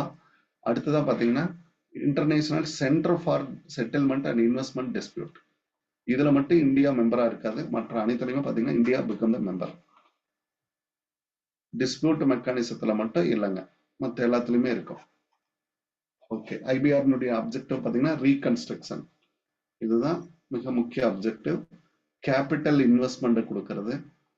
அடுத்த பாத்தீங்கன்னா என்கரேஜ் இன்டர்நேஷனல் ட்ரேடு, பீஸ் டைமை உருவாக்குறது, என்விரான்மெண்டல் ப்ரொடக்ஷன். அப்ப இவங்களோட மையமே பாருங்க, வர்த்தகம் நிதியம் அப்படின்றது இருக்காது, வெவ்வேறு ஆஸ்பெக்ட்ஸுக்கு ஹெல்ப் பண்ணி கொடுக்கறது. மறுகட்டமைப்பு உருவாக்குறது, பொருளாதார மறுகட்டமைப்பு, பொருளாதாரத்தினுடைய மறுகட்டமைப்பு அப்படின்னா இவங்கதான். அடுத்ததான் long run capital investment, restoring balance of payment. பாருங்க, உங்கள்ட்ட பேலன்ஸ் ஆஃப் பேமெண்ட் நெகட்டிவ்லயே போயிட்டு இருக்கு. அப்போ ஒரு தடவை நீங்க போயிட்டு வேர்ல்டு பேங்க் போனீங்க அப்படின்னா அவங்க ஒட்டுமொத்த கடன் எல்லாத்தையும் உங்களுக்கு செட்டில் பண்ணி மறுபடியும் பழைய நிலைமைக்கு கொண்டு வந்து விட்டுருவாங்க. அப்ப பிஓபியினுடைய ஈக்குலிபிரியம் வரதுக்கு ரொம்ப ஹெல்ப் பண்ணுவாங்க. லாங் டேர்ம்ல உங்களோட கடனை கட்டிக்கலாம். Balanced development, international trade among member countries, ரொம்ப ரொம்ப முக்கியம் இதெல்லாம். ஓகே, அடுத்த ப்ரொவைட் கேரண்டீடு லோன். அது இல்லாம வேர்ல்டு பேங்க் கொடுக்கறது guaranteed loan, infrastructural industrial project member nation. நம்மளுக்கு நிறைய எஜுகேஷனுக்கெல்லாம் நிறைய ஃபண்டு வந்து இதுக்கு கொடுத்துருக்காங்க. ரூரல் ரோட்ஸ்ன்னு கொடுத்துருக்காங்க. கிராமப்புற சாலைகள் பார்த்தீங்கன்னா நம்ம ஊர்ல எல்லாமே அமைக்கப்பட்டது எல்லாமே வேர்ல்டு பேங்குடைய ஃபண்டு தாங்க. Rural road facility, water facility, இதெல்லாம் அமைச்சது எல்லாமே பார்த்தீங்கன்னா வேர்ல்டு பேங்குடைய ஃபண்டு தான்.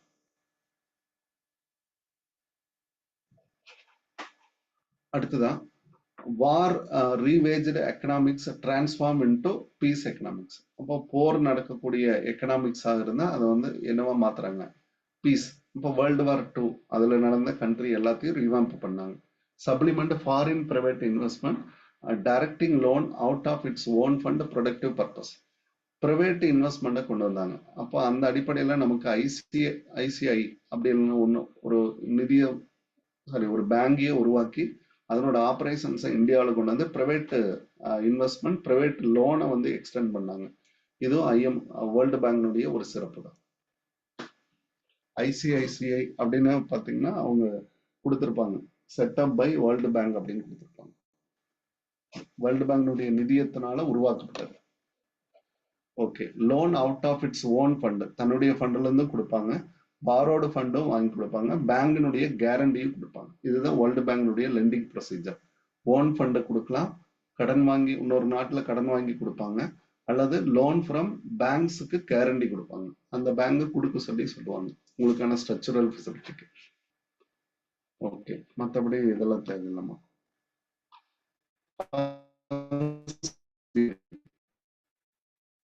பாத்தீங்க அப்படின்னா அண்டர் டெவலப்டு கண்ட்ரீஸ்க்கு நிறைய சப்போர்ட் பண்றாங்க.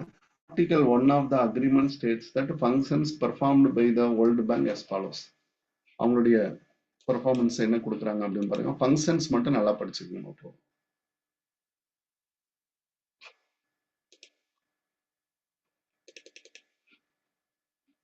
Okay, innovation, investment in productive purpose. Okay, first. அடுத்தது balanced growth in international trade, BOP அட்ஜஸ்ட்மெண்ட்டுங்க.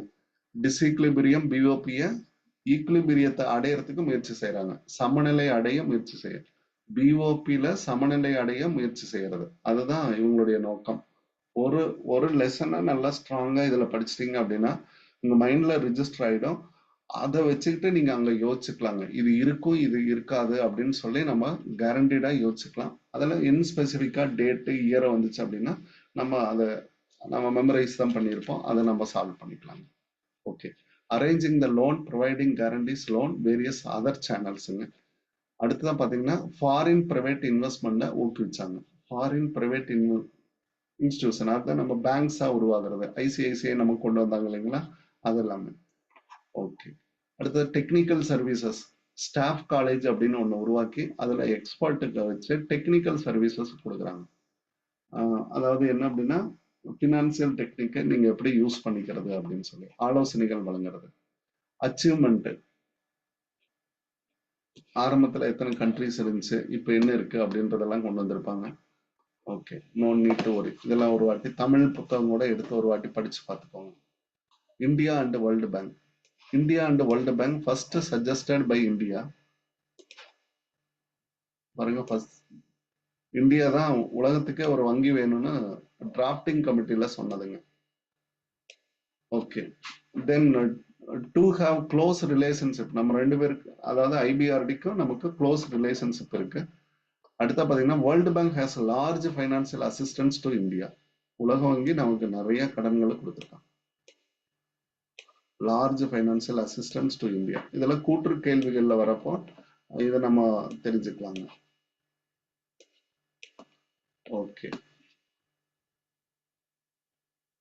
Electric power எதுக்கெல்லாம் கொடுக்குறாங்க? வேர்ல்டு பேங்க் சப்போர்ட், டிரான்ஸ்போர்ட் கொடுத்துருக்காங்க, கம்யூனிகேஷன் கொடுத்துருக்காங்க, இரிகேஷன் ப்ராஜெக்ட்ஸ், ஸ்டீல் இண்டஸ்ட்ரி கூட சப்போர்ட் பண்ணியிருக்காங்க. ஓகே, இந்தியாவை பொறுத்த வரைக்கும் இதெல்லாம் ஒரு வாட்டி சும்மா படிச்சா போதுமா. 1980s லார்ஜஸ்ட் பெனிஃபிஷியரி அப்படின்றத இந்தியா பெற்றிருக்கு பினான்சியல் அசிஸ்டன்ஸ்ல. அதுதான் ஆரம்பத்துல தான் சொல்லுவாங்க, உலக வங்கியில அதிகமா கடன் வாங்கினது இந்தியா அப்படின்னு சொல்லுவாங்க இந்த 1980s. ஓகே, அதுக்கடுத்தா பாத்தீங்கன்னா இந்த 4 agency, bank for reconstruction IBRD படிச்சிட்டோம். டெவலப்மெண்ட் ஏஜென்சி இவங்களுடைய நோக்கம் என்ன அப்படின்னா வளர்ச்சி திட்டங்களுக்கு கொடுக்கறதுங்க. டெவலப்மெண்ட் வளர்ச்சி திட்டம் அதுக்காக உருவாக்கப்படக்கூடிய ஏஜென்சி வளர்ச்சி திட்டம். ஐடிஏ 60 இயரை மட்டும் நல்லா ஞாபகத்தில் வச்சுங்க. ஐஎஃப்சிஐ 1956, இதுக்கு 4 வருஷத்துக்கு முன்னாடி. மிகாங்கிறது 58. அப்ப இது ஒரு ஆர்டரா வச்சுக்கிட்டீங்கன்னா ஈஸி. IBRD 88 sir. கேக்குது. மிகா எதுங்க? 88 sir.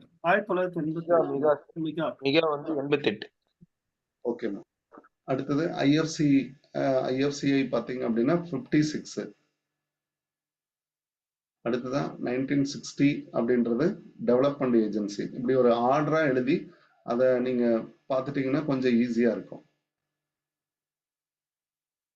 Okay, India is one of the founding member of IBRD. இதுல மட்டும் கிடையாது, ஐசிடில மட்டும் நமக்கு இல்லைங்க. 66ல மட்டும் நமக்கு இல்லை, மற்ற எல்லாத்துலயும் இருக்காங்க. செட்டில்மெண்ட் டிஸ்பியூட்ல மட்டும் மெம்பராக இல்லைங்க.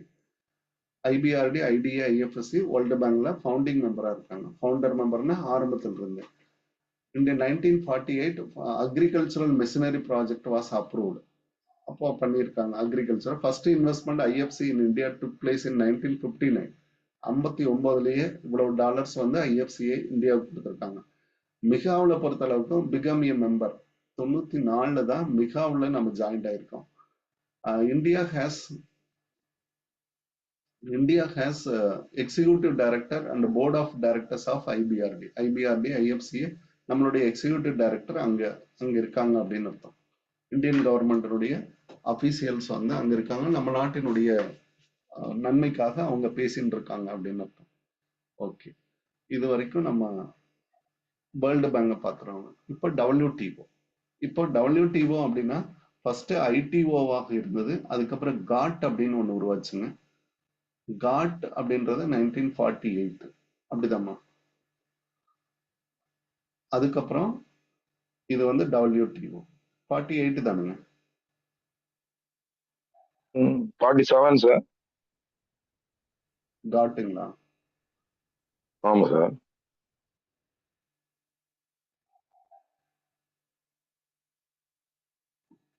1948 நினைக்கிறேங்க. ஒரே நிமிஷம். 48 தான் சார். 1948. 48 சார். 48. ஓகே, பரவாயில்ல.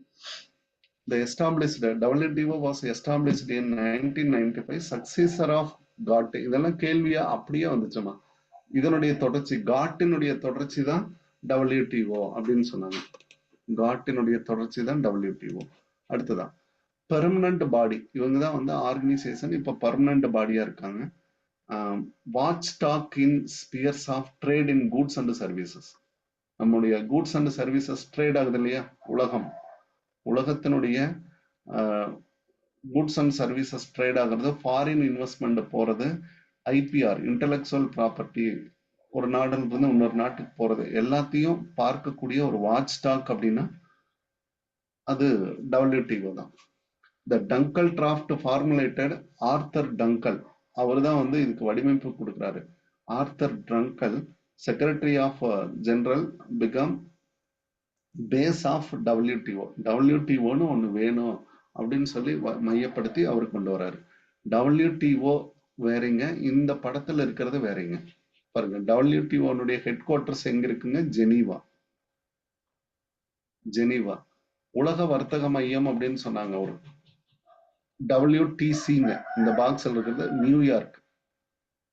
ட்வின் டவர்ஸ், இதுதானே பின்லேடன் உடைய இது போய் தகர்த்து அப்படியே கீழே விழுந்துச்சுங்க. ட்வின் டவர்ஸ், இரட்டை கோபுரம். அதை பத்தி இந்த பாக்ஸ்ல சொல்லியிருக்காங்க. இது வந்து எஸ்டாப்ளிஷ்டு 4th April 1973. இது வந்து செப்பரேட்டா படிச்சுக்கோங்க. எதுக்காகனா இது வேற அது வேற அப்படின்றத மையப்படுத்துறதுங்க. WTO head quarters Geneva. இதுல WCங்க, இது பாருங்க, வேர்ல்டு ட்ரேடு சென்டருங்க. அது இரட்டை கோபுரம். Every 2 year member countries minister conference being organized to discuss settlement sole trade related matters. அப்ப ministerial conference conducted every 2 years. இது ஒரு பாயிண்ட் நமக்கு ரொம்ப முக்கியம். ministerial conference conducted. அப்போ யாரு? ஒவ்வொரு நாட்டினுடைய நிதி அமைச்சர் போய் கலந்துக்குவாங்க, அல்லது வர்த்தக அமைச்சர் போய் கலந்துக்குவாங்க. நிதி அமைச்சர் போகலன்னா வர்த்தக அமைச்சர் போகலாம். தோஹா ரவுண்டு, இதுல எல்லாம் பாத்தீங்கன்னா முரசொலி மாறன் போனாருங்க. அதை வந்து ஹைலைட் பண்ணி அந்த அவரோட நினைவு நாள்ல எல்லாம் பாத்தீங்கன்னா காட்டிட்டே இருப்பாங்க. அந்த அந்த ரவுண்டுல போய் அவர் கலந்துக்கிட்டாரு. ஓகே, ஏதாவது ஒண்ணு பாக்குறப்ப ஏதோ ஒண்ணுக்கு ரிலேட் பண்ணிட்டோம்னா நமக்கு மறந்து போகாதுங்க, அதுக்காக. ஓகே, 1969 இதுல பாருங்க, ஃபர்ஸ்ட் WTO கான்ஃபரன்ஸ். இது ரொம்ப முக்கியம். ஃபர்ஸ்ட் WTO கான்ஃபரன்ஸ் கண்டக்ட் ஆனது சிங்கப்பூர். இந்த ரீசன்ட் கான்ஃபரன்ஸ் 2017 தான் கொடுத்திருக்காங்க, அர்ஜென்டினா. அதுக்கு பிறகு நிறைய அதாவது எவ்ரி 2 years அப்படின்றப்போ அதுக்கு முன்னாடி ஒரு 3-4 நடந்திருக்கும். அதனால லேட்டஸ்ட் மட்டும் நீங்க பாக்குறதுன்னா பார்த்து வச்சுக்கோங்க, ஜிகேவுக்காக இருக்கும். It was plant to organise 12th ministerial conference. 20 வந்து கஜகஸ்தான்ல 20 பண்ணியிருக்காங்க. அப்போ 25ங்கிறப்போ இன்னும் 2 மீட்டிங் நடந்திருக்கும். ஓகே, அது மட்டும் நம்ம செக் பண்ணிக்கலாம், அல்லது ஜென்ரலா நீங்களே பியாண்ட் ஒரு சர்ச் பண்ணிக்கோங்க. Objectives of WTO: reduction of tariff and other barriers. அவ்வளவுதாங்க. சுங்க வரிகளை குறைக்கிறது. பேரியர்ஸ், தடைகள், கோட்டா, எம்பார்கோ அப்படின்னு சொல்லுவாங்க. கோட்டா, எம்பார்கோ, இதுவும் வந்து ஒரு வகையிலான தடைகள் தான். தண்டனை விதிக்கிறது. இப்போ US எல்லாம் நம்ம மேல போட்டிருக்காங்க இல்லைங்களா, அவங்க வரி விதிப்பு, அதெல்லாமே பாத்தீங்கன்னா எம்பார்கோ அப்படின்னு சொல்றது. அது எல்லாத்தையும் ரிடியூஸ் பண்றதெல்லாம் WTOட வேலை. Eliminate discrimination of the trade, அதாவது வர்த்தக பாகுபாடு இருந்தா அதைய நம்ம என்ன செஞ்சிடலாம், ரிடியூஸ் பண்ணலாம். Okay, reduce, eliminate. பாருங்க, இது எல்லாமே சுங்க வரிகள், எம்பார்கோ, இதையெல்லாம் ரிடியூஸ் பண்றது எல்லாமே வர்த்தகம் சார்ந்தே இருக்கும். Higher standard of living. Sir, இதை கொடுத்துட்டு நமக்கு என்ன கேட்பாங்க அப்படின்னா, இதுல இல்லாதது எதுன்னு கேட்பாங்க. இந்த ஸ்டாண்டர்ட் ஆஃப் லைவிங் எல்லாம் நம்ம இல்லை அப்படின்னு நம்ம நினைச்சுப்போம். அப்படி இல்லை. உலக வர்த்தகம் வந்துச்சுன்னா நம்மளுடைய ஸ்டாண்டர்ட் ஆஃப் லைவிங் அதிகமாகும் அப்படின்னு நம்ம நினைக்கிறோம். Facilitate higher standard of living. இதுல எது இல்லை, எது இருக்கு, எது IMF ஓடுது அப்படின்னு சொல்லி இதுல 2 அதுல கொடுத்துருவாங்க. வேர்ல்டு பேங்க்ல இருக்கக்கூடிய 2 விஷயங்களை இதுல கொடுத்துட்டு எது இல்லை அப்படின்னு சொல்லுவாங்க. இந்த மாதிரி இந்த 3ல இருக்கக்கூடிய அப்ஜெக்டிவ் மட்டும் மிக்ஸ் பண்ணி கேள்விகள் இடம்பெறுமா. அதனால அப்ஜெக்டிவ் மட்டும் நல்லா ஒரு வாட்டி பார்த்துக்கோங்க. திரும்ப திரும்ப படிச்சீங்கன்னா அது மைண்ட்ல ரிஜிஸ்டர் ஆயிடும். இது ட்ரேடு மட்டும் சம்மந்தப்பட்டு வரும். IMF எக்கனாமிக் பிஓபி சம்மந்தப்பட்டு வரும். அதே பார்த்தீங்கன்னா வேர்ல்டு பேங்க் கட்டமைப்புகள் மற்றும் மேம்பாடு டெவலப்மெண்ட்டை நோக்கி போகும். Optimal use of world resources, least developed கண்ட்ரீஸுக்கு fair share of international trade கொடுக்கறது, அவங்களுக்கு ஒரு ஷேர் கொடுக்கறது. Linkage between trade policies, environmental policies and sustainable development, இந்த ரெண்டையும் பார்த்துக்கோங்க. ட்ரேடு பாலிசிஸோட environmental policy, sustainable development, SDG goals அப்படின்னு சொல்லுவோம். SDG கோல்ஸ் 17 SDG கோல்ஸ் வருது இல்லைங்களா, அதோட கனெக்ட் ஆகிருக்கணும். இதெல்லாமே இதோட கனெக்ட் ஆகிறது அப்படின்னு. இதுல மெயினா அக்ரிமெண்ட் தான். அக்ரிமெண்ட்ல ஃபர்ஸ்ட் அக்ரிமெண்ட் பாத்தீங்கன்னா ட்ரிப்ஸ். விரிவாக்கம் நல்லா பாத்துக்கோங்கம்மா, விரிவாக்கமே நமக்கு கேள்வியா வருங்க. Agreement on trade related practices, trade related intellectual property rights, intellectual property rights, IPR. இதுல கடைசியில ஐபின்னு வந்தா நீங்க என்ன, இன்டெலெக்சுவல் ப்ராப்பர்ட்டி, கடைசி 2 லெட்டர் மட்டும் பாருங்க. ஐபின்னு வந்தா இன்டெலெக்சுவல் ப்ராப்பர்ட்டி. ஓகே, அப்ப இதுல இதெல்லாம் தொடர்படுத்தி வரும். காப்பி ரைட்ஸ் வரும், ட்ரேட் மார்க்ஸ் வரும், பேட்டன்ட் வரும், ஜாகிரபிக்கல் இண்டிகேஷன்ஸ் வரும், அதாவது புவிசார் குறியீடுகள். இது பேரு புவிசார் குறியீடு. அடுத்ததா ட்ரேட் சீக்ரெட், இண்டஸ்ட்ரியல் டிசைன், இது எல்லாமே. ட்ரிப்ஸ் அக்ரிமெண்ட்டை பொறுத்த வரைக்கும் கிராண்டிங் பேரண்ட், அதாவது patent instead of process patent, அதுவும் பண்ணித்தராங்க. அக்ரிமெண்ட்லயே இதெல்லாமே பண்ணித்தராங்க. பீரியட் பாருங்க, பேட்டன் அப்படின்னா ப்ரொடக்ஷன், பேட்டன்ட்டுக்கான ப்ரொடக்ஷன் 20 வருஷத்துக்கு கொடுக்குறாங்க. அடுத்ததா காப்பி ரைட் பாத்தீங்கன்னா 50 வருஷம் ப்ரொடெக்ட் பண்ணி தராங்க. 7 இயர்ஸ் ட்ரேட் மார்க். இதெல்லாம் கூட நமக்கு கேள்விகள் இடம்பெற்றுச்சு அப்படின்னா நீங்க அதை கொஞ்சம் நல்லா பாத்துக்கோங்க. இண்டஸ்ட்ரியல் டிசைனுக்கு WTO கொடுக்கறது 10 வருஷம், ட்ரேட் மார்க்குக்கு 7 வருஷம் ப்ரொடக்ஷன் கொடுக்குறாங்க. காப்பிரைட்டுக்கு 50 வருஷம். புக்ஸ் இதெல்லாம் எழுதுனீங்கன்னா 50 வருஷத்துக்கு உங்களுக்கு காப்பிரைட் ராயல்ட்டியும் வாங்கிக்கலாம். பேட்டன் வணிகத்துக்காக கண்டுபிடிப்புகள், பேட்டன்னாவே கண்டுபிடிப்பு, அதுக்கு 20 வருஷத்துக்கு ராயல்ட்டி நீங்க ப்ரொடக்ஷன் பண்ணிக்கலாம். ரிசல்ட் இன் ட்ரிப்ஸ் இதுல கொண்டு வந்தது. Fertiliser and pesticide has been increased. இதனால என்ன ஆச்சு, நிறைய நாடுகளுக்கு இதெல்லாமே உற்பத்தி செய்து அனுப்புறதுக்கு ஒரு ஃபார்முலேட் கிடைச்சது. Farmers depending on the industrial of the farm and seeds, இதெல்லாம் அவங்களுக்கு ரொம்ப ஹெல்ப்ஃபுல்லா இருந்துச்சு ட்ரிப்ஸ் அக்ரிமெண்ட். கண்டுபிடிப்புகள் வெளியே அதிகமா வந்ததுக்கு காரணமே ட்ரிப்ஸினுடைய அக்ரிமெண்ட் தான். உலக நாடுகளுடைய தங்களுடைய கண்டுபிடிப்புகளை வெளிப்படுத்தினாங்க ட்ரிப்ஸினுடைய அக்ரிமெண்ட்டுக்கு அப்புறம் தான். Okay, establishment of TRIPS, trade related aspects of intellectual property rights 1995ல கொண்டு வராங்க. ஆரம்பத்திலேயே கொண்டு வந்துட்டாங்க. International intellectual property IP law policy மேக்கிங்க்கு உருவாக்குறதுக்கு ரொம்ப ஹெல்ப் பண்ணுச்சுங்க. Trip negotiation, short term coming and reconciliation of IP intellectual property ரைட்ஸை பெனிஃபிட் பண்ணிட்டாங்க. ஓகே, மற்றதெல்லாம் தேவையில்லாம விட்டுறலாம். 95லயே ஃபர்ஸ்ட் அக்ரிமெண்டாவே இதுதான் கொண்டு வந்தாங்க. அடுத்தது இன்வெஸ்ட்மெண்ட் ரிலேட்டட் மேட்டர். இதுல FDI foreign companies, FDI foreign companies,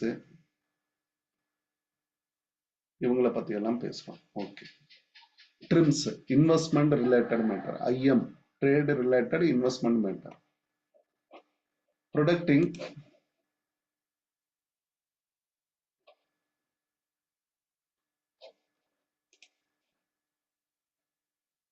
trims related to condition restricting foreign aspects of the country. இதுல பாத்தீங்கன்னா introducing equal treatment of foreign companiesக்கு equal treatment கொடுத்து அதை நம்ம என்ன செய்யறோம், மற்ற நாடுகளுக்கு அனுப்புறது. அப்ப கேபிட்டல் இன்வெஸ்ட்மெண்ட் மூவ் ஆகும். ஓகே, இதெல்லாமே ஒரு வாட்டி படிச்சிடலாம். No restriction area of investment, member கண்ட்ரீஸ்ல எங்க வேணாலும் நீங்க ட்ரேட் பண்ணலாம். அதுக்கு அவங்களோட பிசினஸ் எஸ்டாப்ளிஷ்மெண்ட் கொடுக்கறதுக்கு ரொம்ப ஹெல்ப் பண்ணுச்சு, ஃபாரின் கேபிட்டல் போறதுக்கு. யூஸ் ஆஃப் லோக்கல் மெட்டீரியல், அங்க இருக்கிற மெட்டீரியல் நீங்க யூஸ் பண்ணிக்கலாம். மேண்டேட்ரி எக்ஸ்போர்ட்டுங்கிறது கிடையாது, எக்ஸ்போர்ட் பண்ணணும் அப்படின்றது கிடையாது. இதெல்லாம் IMF அதாவது இன்வெஸ்ட்மெண்ட் மெஷர்னுடைய கான்செப்ட். அடுத்தது மூணாவது அக்ரிமெண்ட் பாத்தீங்கன்னா GATS general agreement trade in service. காட்னா சர்வீஸ். மல்டிலேட்டரல் செட் ஆஃப் ரூல்ஸை கொண்டு வராங்க. சர்வீஸ் எப்படி ஒரு கண்ட்ரில இருந்து இன்னொரு கண்ட்ரிக்கு போகலாம் அப்படின்றத வந்து ரூல்ஸை கொண்டு வந்தது காட்ஸ். இதுல ட்ரிப்ஸ் அடுத்ததா காட். இதுதான் மிக முக்கியமானது. அடுத்த பாத்தீங்கன்னா எம்எஃப்ஏ மல்டி ஃபைபர் அக்ரிமெண்ட், நூல் இலை. இதுதான் டெக்ஸ்டைல் இண்டஸ்ட்ரிக்கு ஹெல்ப் பண்ணும். இந்த அக்ரிமெண்ட் எதுக்கு அப்படின்னு கேட்பாங்க. இது வந்து டெக்ஸ்டைலுக்கான ட்ரேடுங்க. Textile imposed quota 1974 textile and garment இண்டஸ்ட்ரிக்கான அக்ரிமெண்ட் அப்படின்னு கேட்டா மல்டி ஃபைபரை நான் வந்து வச்சுக்கணும். அக்ரிகல்ச்சர் ஏஓஏ கொண்டு வராங்க. காட்டிலேயே இது இருந்துச்சுங்க. காட்டில் இருந்து அப்படியே கொண்டு வராங்க. 1995ல ட்ரிப்ஸ் தான் புதுசா அவங்க அதுல மாடிஃபிகேஷன்ஸ் கொண்டு வந்தது. ஓகே, டேரிஃபிகேஷன், சப்சிடி ரிடக்ஷன், இதெல்லாம் நிறைய ஃபெசிலிட்டிஸ் வந்து டபிள்யூடிஓவே அந்த ஆம்பர் பாக்ஸ் இதெல்லாம் அவங்களோட இதுதாங்க. ஆம்பர் பாக்ஸ், கிரீன் பாக்ஸ் இதுக்கு முன்னாடி நம்ம படிச்சோம் இல்லைங்களா, அது எல்லாமே இவங்களோட ஏற்பாடு தான். அக்ரிகல்ச்சருக்காக உருவாக்குங்க. இதுலதான் வரும். ப்ளூ பாக்ஸ், ஆம்பர் பாக்ஸ் இதெல்லாம் இந்த ட்ரேட் அக்ரிமெண்ட்டுக்குள்ள வருதுமா. கிரீன் பாக்ஸ் ப்ரீவியஸ்ல இதெல்லாம் நடத்தியிருக்காங்க. எந்த ஒரு கண்டிஷனுமே இல்லைன்னா ஆம்பர் பாக்ஸ், வித் கண்டிஷனோட ப்ரொடியூஸ் பண்ணி அதை எக்ஸ்போர்ட் பண்றோம்னா ப்ளூ பாக்ஸ். என்விரான்மெண்ட் ஆர்என்டிக்காக கொடுக்கக்கூடியது எல்லாமே பாத்தீங்கன்னா இன்னோவேஷன் ஆர்என்டிக்காக கிரீன் பாக்ஸ். இதெல்லாம் ஹிண்ட் எழுதி வச்சிருக்கீங்க முன்னாடி, அதையும் செக் பண்ணிக்கோங்க. ஓகே, டிஸ்பியூட் செட்டில்மெண்ட் பாடி, ஏதாவது பிரச்சனை ஏற்பட்டுச்சு அப்படின்னா செட்டில்மெண்ட் என் ப்ரொசீஜர் அவங்களும் இங்கதான் இருக்காங்க. அது செட்டில்மெண்ட் பாத்தீங்க அப்படின்னா வித்தின் 18 monthsல சால்வ் பண்ணிடுறாங்க. இதுதான் கீ பாயிண்ட்ஸ். இது பேரு huge export earnings condition lay down by the body. இப்போ 95க்கு அப்புறம் தான் இந்தியாவுடைய வளர்ச்சி அதிகமா இருந்துச்சுங்க. அதுக்கு ஒரே காரணம் என்ன அப்படின்னு பாத்தீங்கன்னா WTO. ஓகே, இதெல்லாமே ஃபங்க்ஷன்ஸ். நீங்க ஒரு வாட்டி தமிழ்ல கூட எடுத்து பார்த்துக்கோங்க. பியாண்ட் திஸ் போக தேவையில்லை. WTO அக்ரிமெண்ட்டை ஃபாலோ பண்றது, ட்ரேட் நெகோசியேஷன்ஸை கொண்டு வராங்க, வர்த்தக உடன்பாடுகள் கொண்டு வராங்க, ஹேண்ட்லிங் ட்ரேட் டிஸ்பியூட் ஏதாவது இருந்துச்சுன்னா அதை சால்வ் பண்ணி கொடுக்கறது WTO, நேஷனல் ட்ரேட் பாலிசியை உருவாக்குறது, தேசியத்திற்கான பாலிசியை உருவாக்குறது, டெக்னிக்கல் அசிஸ்டன்ஸ் அண்ட் ட்ரைனிங் இவங்க தான் ப்ரொவைட் பண்றாங்க. 3 பேருமே டெக்னிக்கல் அசிஸ்டன்ஸ் இருக்குமா. IMFலயும் இருக்கும், அதே மாதிரி பாத்தீங்கன்னா வேர்ல்டு பேங்க்லயும் இருக்கும், WTOலயும் இருக்கும். கோஆபரேஷன் அதர் இன்ஸ்டிடியூஷனல் ஆர்கனைசேஷன் எல்லாமே இதுதான்.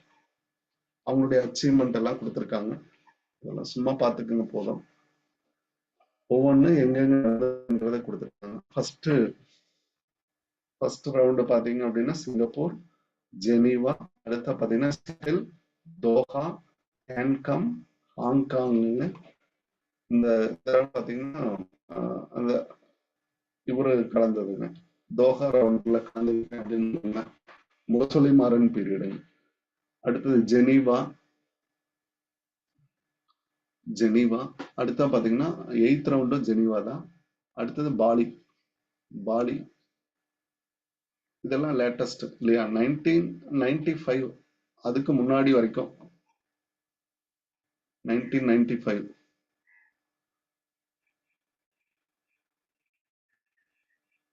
1995ல இருந்து நமக்கு இதுக்கு முன்னாடி, அதாவது வேர்ல்டு WTO மாறினதுக்கு அப்புறம் ஃபர்ஸ்ட் நடந்தது வந்து இங்கதான். அதாவது காட்டில் இருந்து நம்ம என்ன பண்ணிட்டோம், காட்டினுடைய கடைசி ரவுண்டு கேட்பாங்க. காட்டினுடைய கடைசி ரவுண்டு, லாஸ்ட் ரவுண்டு என்னமா,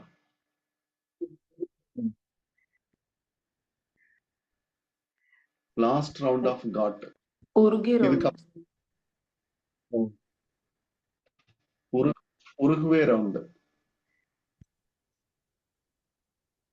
உருகுவே ரவுண்டு தான் லாஸ்ட் நினைக்கிறேன். இதுக்கப்புறம் என்னவா மாறி இருப்பாங்க, WTO மாறி இருப்பாங்க.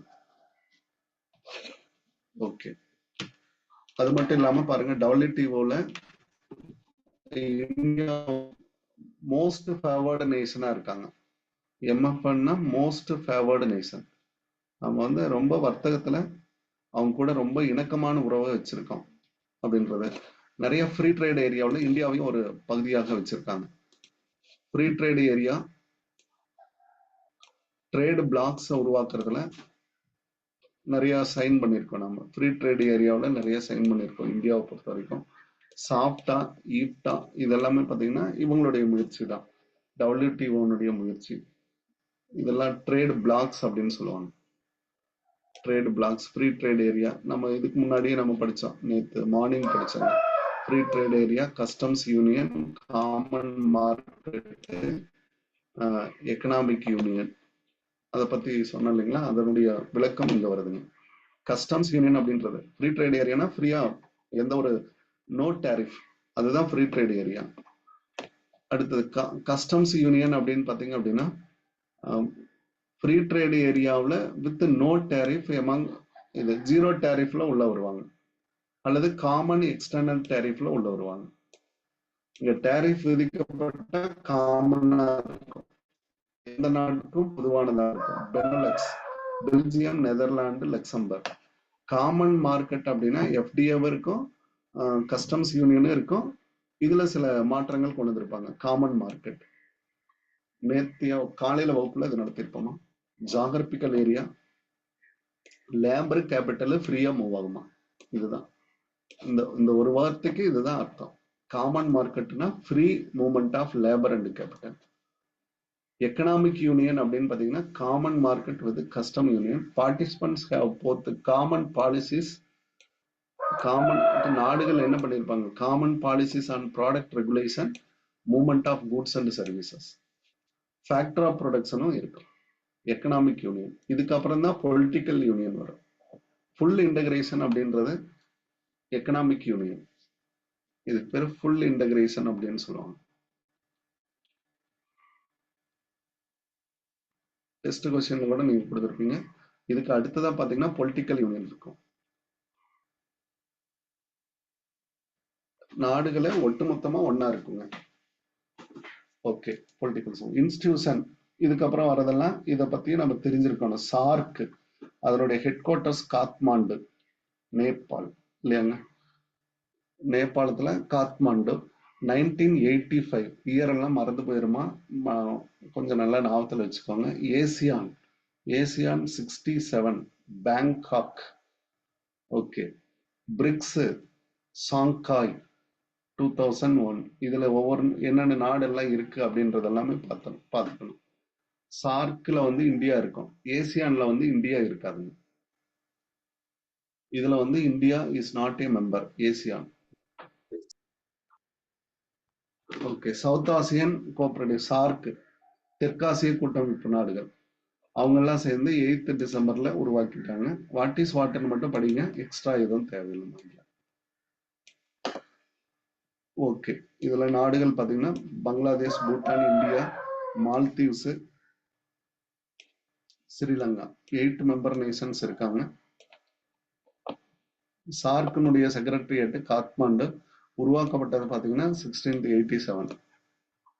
சார்க்கினுடைய நாடுகள் பாத்தீங்கன்னா மீட் 2 வருஷத்துக்கு ஒரு வாட்டி குடிக்குவாங்க அவங்க.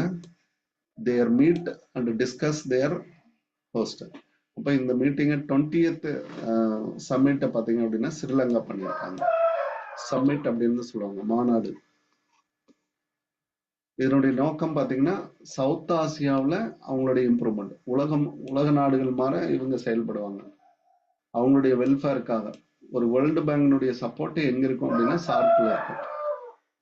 ஓகே, இதெல்லாமே நம்ம நீங்க ஒரு வாட்டி படிச்சிருக்குமா. இவங்களுடைய ஃப்ரீ ட்ரேட் ப்ரிஃபரன்சியல் ஏரியா சாப்டா, ஃப்ரீ ட்ரேடுக்கு முன்னாடி இருக்கிறதுங்க. இவங்க ஒரு சாப்டான்னு ஒண்ணு உருவாக்குனாங்க. இந்த நாடுகள் எல்லாம் ஃப்ரீயா கூட்ஸ் மூவ்மெண்ட் பண்ணிக்கிட்டாங்க. ஓகே, வாட் இஸ் வாட்னு மட்டும் தெரிஞ்சுக்கோங்க, எக்ஸ்ட்ரா எதுவும் வேண்டாம். Member reason ASEAN. ஏசியான்ல இதெல்லாமே சேர்ந்து ஒரு சின்ன பாக்ஸ்ல கொடுத்துருப்போம் உங்களுக்கு. நம்ம மெட்டீரியல்ல பாத்தீங்கன்னா ஒரு சின்ன பாக்ஸ்ல கொடுத்துருப்பேன், அதை மட்டும் நீங்க ஃபோக்கஸ் பண்ணா கூட போதும். 1967ல பேங்காக்ல உருவாக்கப்பட்டுச்சு. 5 ஒரிஜினல் கண்ட்ரிஸ். புரூனே இது எல்லாமே புதுசா நிறைய கண்ட்ரிஸ் அதுல சேர்ந்திருக்காங்க. இதுல பாத்தீங்கன்னா ஆசியானுடைய சம்மிட் ஹெட்ஸ் ஆஃப் கவர்னர் இந்த ஹையஸ்ட் ஃபோரம். ஹெட்ஸ் ஆஃப் கவர்மெண்ட்ங்கிறதா ஹையஸ்ட் ஃபோரங்க. Meeting held once in 3 years. அங்க 2 years ஒன்ஸ் வந்தாங்க, இங்க 3 years ஒன்ஸ் வராங்க. ஆசியான் மீட்டிங் பாத்தீங்கன்னா 3 வருஷத்துக்கு ஒரு வாட்டி இருக்கும். ஓகே, இது மாதிரி தேவைப்படுறதை மட்டும் படிச்சுட்டு அப்படியே வெளியே வந்துருங்க. Okay, no need. பிரிக்ஸ் இந்தியாவும் இதுல ஒரு நாடு அப்படின்றத மறந்துடக்கூடாது. இவங்க ஒரு வேர்ல்டு பேங்க் வச்சிருக்காங்க. அதாவது பிரிக்ஸுக்கான பேங்க் இருக்குங்க தனியா, பிரிக்ஸ் வங்கி அப்படின்னு சொல்லுவாங்க. 5 major countries Brazil, Russia, India. இதுதான் வந்து யூஎஸ்க்கு உடுத்துதுங்க. இந்த கண்ட்ரிஸ் எல்லாம் ஒன்னா இருக்கிறோம் இல்லைங்களா, பிரிக்ஸ். இவங்களுக்குன்னு தனி ஒரு அமைப்பை கொண்டு வரோம், நாம ஒரு வங்கிகளை உருவாக்கிட்டோம் அப்படின்றதுனால இந்தியாவை தாக்கக்கூடிய மிக முக்கியமான யூஎஸ்னுடைய காரணத்துல இதுவும் ஒண்ணுங்க. பிரிக்ஸ்ல அமைப்புகளாக இருக்கிறது. ரஷ்யாவோட நம்ம சேர்ந்து இருக்கிறது அவங்களுக்கு பிடிக்கவே இல்லைங்க.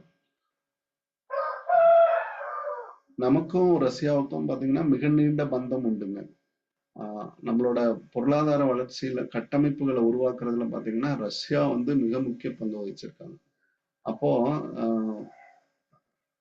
நம்முடைய துணை குடியரசுத் தலைவர், முதல் துணை குடியரசுத் தலைவர் ராதாகிருஷ்ணன் இருந்தார் இல்லைங்களா, அவரு கண்ட்ரிஸை விசிட் பண்ணி ரஷ்யாவில் விசிட் பண்ணிங்க, அங்கிருந்து நிறைய ப்ராஜெக்ட்ஸா வாங்கிட்டு வந்தாருங்க.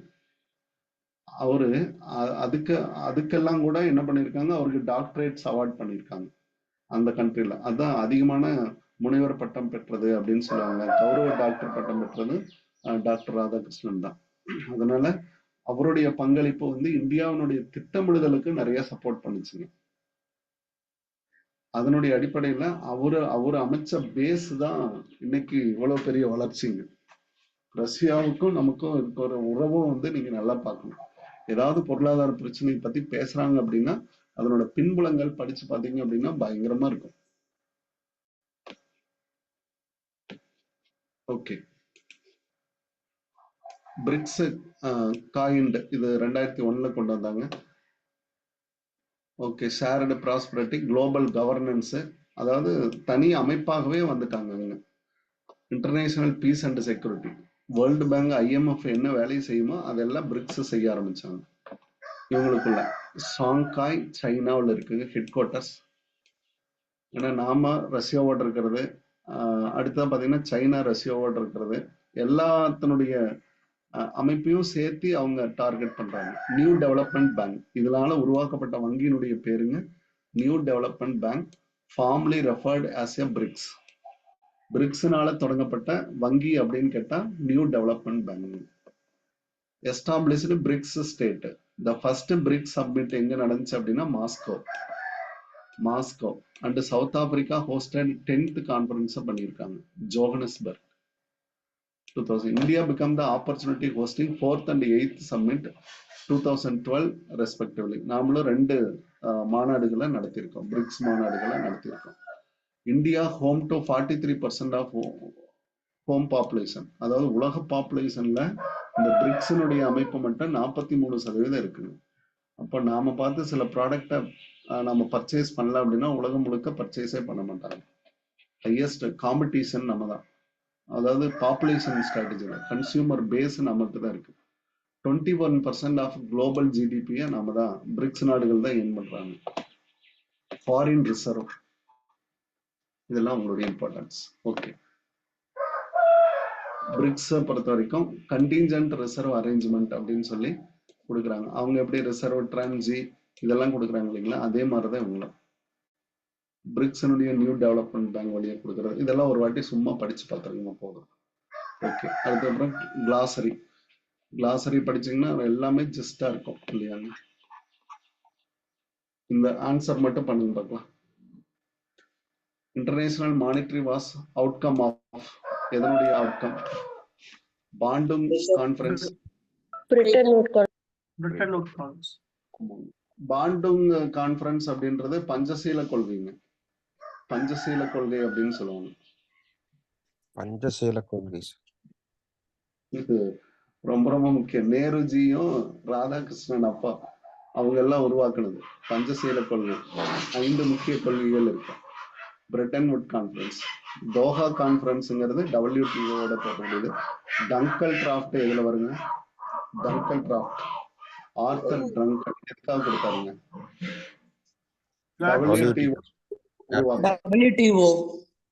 WTO உருவாக்குறதுக்காக அவர் வலியுறுத்தப்பட்ட டிராஃப்ட்.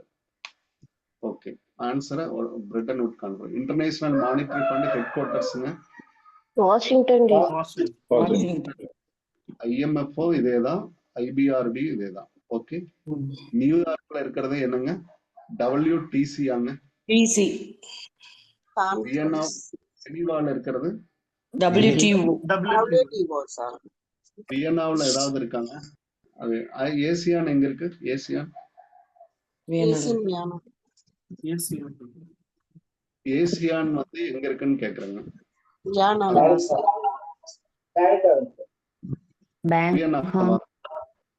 இல்ல, இப்பதான் ஏசியான் சொன்னீங்களா? ஏசியானுடைய ஹெட் குவார்ட்டர்ஸ் எங்கீங்க?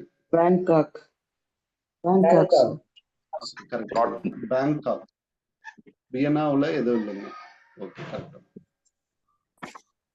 வியன்னாவுல எதுவும் இல்லை. ஏசியானாக இருந்தா நம்ம என்ன சொல்லுவோம்? Vienna, sorry, Bangkok. ஓகே, இதே வந்து சார்க் அப்படின்னா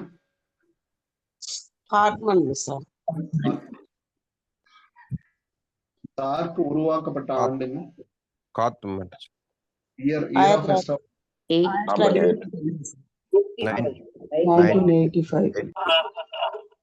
மறந்துட்டோம் இல்லையாங்க? 85 வாங்க, 65 வா? 8 டிசம்பர். அப்படியே முன்ன பின்ன வருமா? அப்படியே ஒரு இடத்துல எழுதி வச்சுக்கோங்க.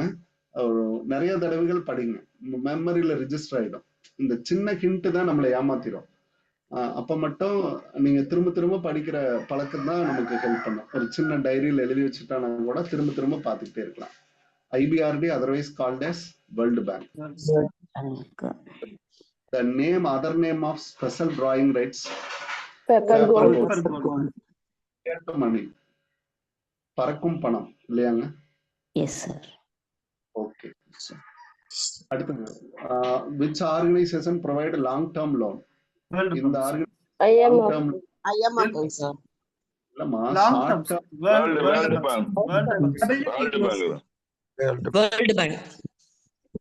பேங்க். சார் இதுல சார் ஒரே ஒரு டவுட் சார். இந்த கொஸ்டின்ல நிறைய டைம் வந்து நெட் எக்ஸாம்ல ரிப்பீட்டடா கேட்ட கொஸ்டின் என்னன்னா சாஃப்ட் லோன் கொடுப்பாங்க சார். அதுக்கு சாஃப்ட் லோன், அதாவது சாஃப்ட் லோன் ஐடி, அதாவது த்ரூ வேர்ல்டு பேங்க் மூலமா ஐடியை வந்து சாஃப்ட் லோன் இன்ட்ரெஸ்ட் ஃப்ரீ சொல்லுவாங்க சார். ஷார்ட் டர்ம்னா இங்க போடுங்க. அதாவது சாஃப்ட் லோன் ஃபெசிலிட்டிஸ் வந்து ஐடியான வளர்ச்சி திட்டம். இதனால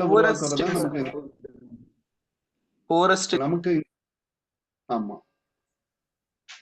அடுத்த பாத்தீங்கன்னா இது இந்தியாவுல பாத்தீங்கன்னா soft loan IDBI soft loan facility.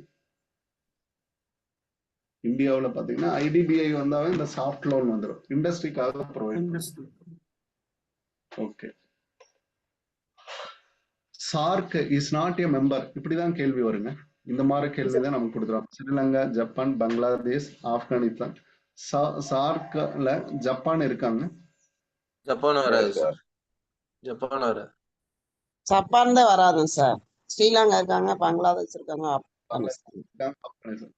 நம்மள சுத்தி இருக்கிற நாடு பாத்தீங்கன்னா சார்க். நீங்க மால்தீவு எல்லாமே இருக்கு நம்மள சுத்தி பாருங்க. எக்ஸப்ட் சைனாவும் இருக்காங்க. சார்க்ல சைனா இருக்காங்க? இல்லைங்க சார். சார்க்ல இதுல வேற என்ன நாடு இருக்குங்க? பங்களாதேஷ், மியான்மர் இருக்கு சார். பாகிஸ்தான் இருக்கு, பங்களாதேஷ் இருக்கு, ஆப்கானிஸ்தான் இருக்கு, ஸ்ரீலங்கா இருக்கு, நேபாள், இன்டர்நேஷனல் நம்மளை சுத்தியே பார்த்துட்டீங்கன்னா ஈஸிங்க சார்க்கு. இன்டர்நேஷனல் டெவலப்மெண்ட் அசோசியேஷன் அஃபிலியேட்டட், யாருடைய அஃபிலியேட்டட்? வேர்ல்டு பேங்க் இல்லையா? World Bank. யாருடைய World Bank. கூட்டணியில் இருக்காங்க? வேர்ல்டு காப்பிரைட்டட் சீக்ரெட்ஸ் இதெல்லாமே இன்டெலெக்சுவல் ப்ராப்பர்ட்டிஸ்.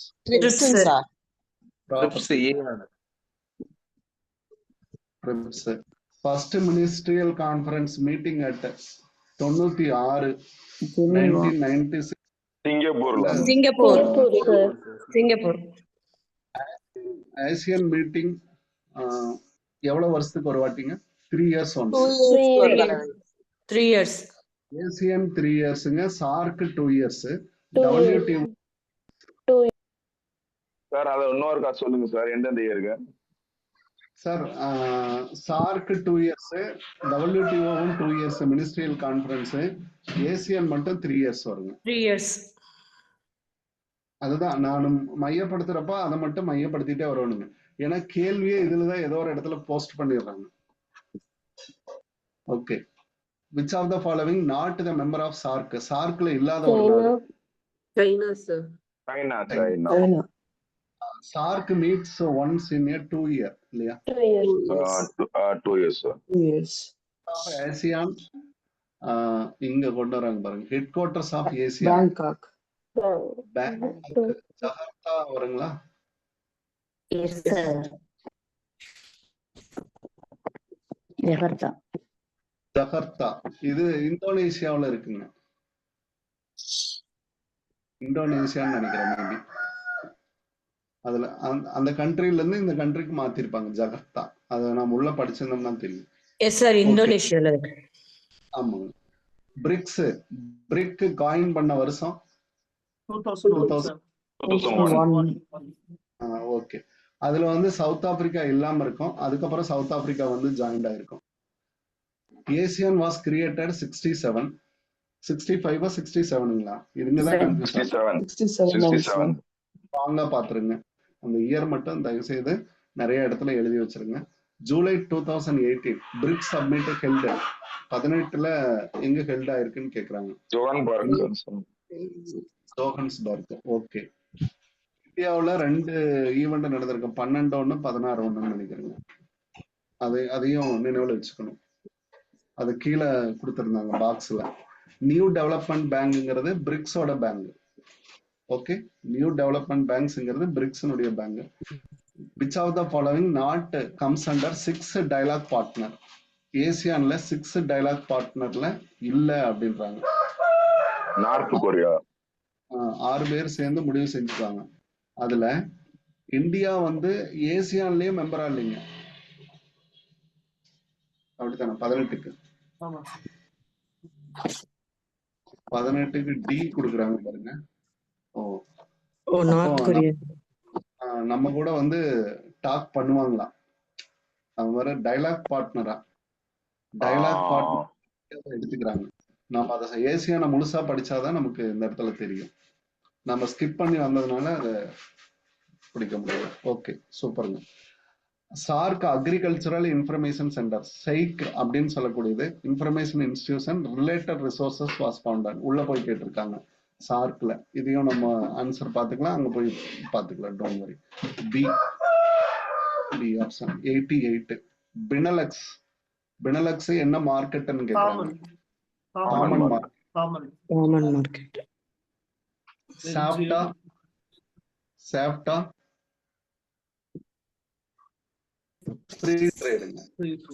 சாப்டா வந்து ஃப்ரீ ட்ரேடு. அதே மாதிரி நாப்டா வந்தாலும் ஃப்ரீ ட்ரேட். SAPTA வந்துச்சுன்னா preferential trade, preferential free trade. Okay. European union வந்து எதுல வருங்க?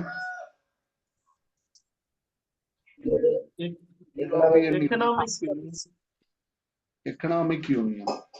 அவங்க எல்லாம் பெரிய கட்டமைப்பு, அவங்களுக்குன்னு ஒரு நாணயம், அவங்களுக்குன்னு ஒரு பெரிய பேங்க் எல்லாமே ஏற்படுத்திக்கிட்டாங்க. அப்போ அப்படி உருவாகிறது எக்கனாமிக். இதுதான் என்ன சொல்லலாம், ஹையஸ்ட், அதாவது ஃபுல் இன்டகிரேஷன். ஃபுல் இன்டகிரேஷன் எல்லாம் ஒருங்கிணைச்சதுக்கு அப்புறம் அங்கிருந்து வெளியே வரதுக்காக துடிச்சது தான் யூகே பிரிக்ஸிட். உள்ள எல்லாம் சேர்ந்ததுக்கு அப்புறம் வெளியே வரணும்னு நினைச்சானே இல்லைங்களா, வெளியே வந்துட்டான் பிரிக்ஸிட். அடிக்கடி இதெல்லாம் வார்த்தைகள் வருங்க, பார்த்து வச்சுக்கோங்க. Exit from the European union. இதுல இந்த கஸ்டம்ஸ் யூனியன் இருக்கு இல்லைங்களா, சார் சரி காமன் கஸ்டம்ஸ்ல பாத்தீங்கன்னா நோட், அதாவது காமன் டாரிஃப் இருக்கும். காமன் டாரிஃப் இருக்கும், நாடுகளுக்கிடையே பொதுவான டாரிஃப்ல கம்யூனிகேட் பண்ணிக்குவாங்க. இதுல லேண்ட் லேபர் வந்து ஃப்ரீ மூவ்மெண்ட் இருக்கும். லேண்ட் இல்லைங்க, லேபர் கேபிட்டல். காமன்ல லேபர் அண்ட் கேபிட்டல் பாத்தீங்கன்னா ஃப்ரீ மூவ்மெண்ட் இருக்கும். ஃப்ரீ மூவ்மெண்ட் அதாவது நாடுகளுடைய கூட்டமைப்பு. இப்போ சார்க் எல்லாம் நாடுகளுடைய கூட்டமைப்புங்க. காமன் மார்க்கெட் பண்ணிட்டாங்கன்னு என்ன அர்த்தம், எல்லா நாடுகளுக்கும் எல்லா வளங்களுமே போயிட்டே இருக்கும். அதுதான் இன்டகிரேஷன். இந்த பார்ட் நல்லா முக்கியமான பார்ட் சார். அது கடைசிக்கு ஆன்சர் வந்து தேர்ட் லாஸ்ட்ல சார், கஸ்டம்ஸ் யூனியனுங்களா? கஸ்டம்ஸ் யூனியன் தான். ஆமா, டி இருக்குங்க. சரி, அவங்க போய் பார்த்தேன், சம்மரியில கொடுத்துருப்பாங்க. ஒரே நிமிஷம் இருங்க. இருக்கு, அதாவது பெனலக்ஸ், ஆமா, 2வதுலயே கொடுத்துருப்பாங்க. பேஜ் நம்பர் 165ல இருக்கு. காமன் டாரிஃப் வந்து கஸ்டம்ஸ் யூனியன். ஓகே, இல்ல நம்ம இப்பதான் பார்த்துட்டு வந்தோம், டக்குன்னு அதை மாத்திட்டோம். பெனலக்ஸ் படிச்சோங்க இல்லையா?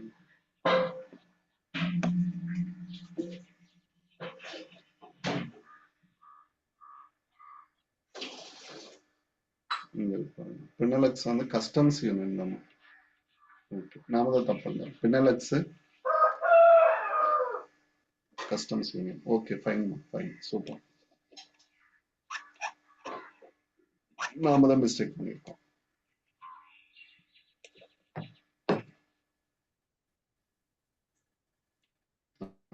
Customs union is a right answer. Okay sir, thank you very much. இதோட நமக்கு ஃபர்ஸ்ட் யூனிட் கம்ப்ளீட் ஆயிடுச்சுமா? நீங்க இதுக்கான ஒரு ஃபுல் யூனிட் டெஸ்ட் மட்டும் எனக்கு எப்போ எழுதுறீங்க அல்லது நீங்க எப்போ சொல்றீங்களோ அந்த டேட்ல உங்களுக்கு நான் போஸ்ட் பண்ணிடுவேன். அந்த ஃபுல் டெஸ்ட் எழுதுறது மட்டும் ப்ளீஸ் டு யூட்டிலைஸ். எதுல எழுதுங்க அப்படின்னா ஓஎம்ஆர்ல ப்ராக்டிஸ் பண்ணுங்க.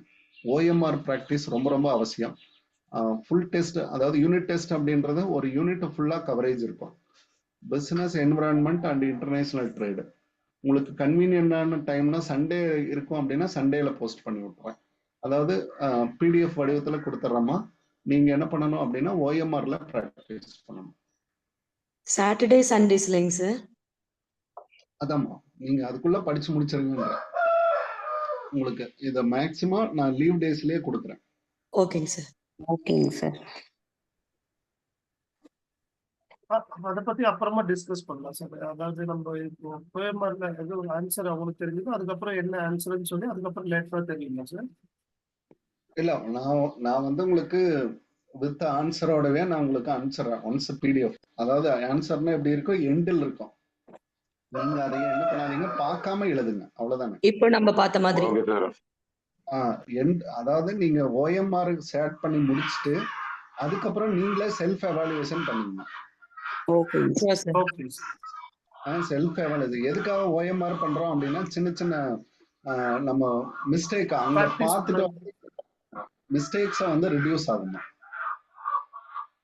ஓஎம்ஆர் பேஸ்டு மிஸ்டேக் வந்து நமக்கு ரிடியூஸ் ஆகும். அதுக்கப்புறம் ஃபுல் டெஸ்ட் போறப்ப நமக்கு நிறைய டைம் சேவ் ஆகும். இந்த ப்ராக்டிஸ் நான் கொஸ்டின் பேப்பருடைய ஃப்ரம் பிகினிங்லயே போட்டுருவோம்மா. உங்களுக்கு ஒரு ஓஎம்ஆர் வந்துடும். நீங்க பிரிண்ட் அவுட் எடுக்கிறப்பயே ஓஎம்ஆர் அதில் இருக்கும். Thank you sir. Thank you sir. ஓகேம்மா, thank you very much. Meeting for thank you very much.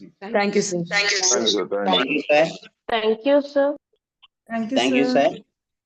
Thank you. Thank you sir.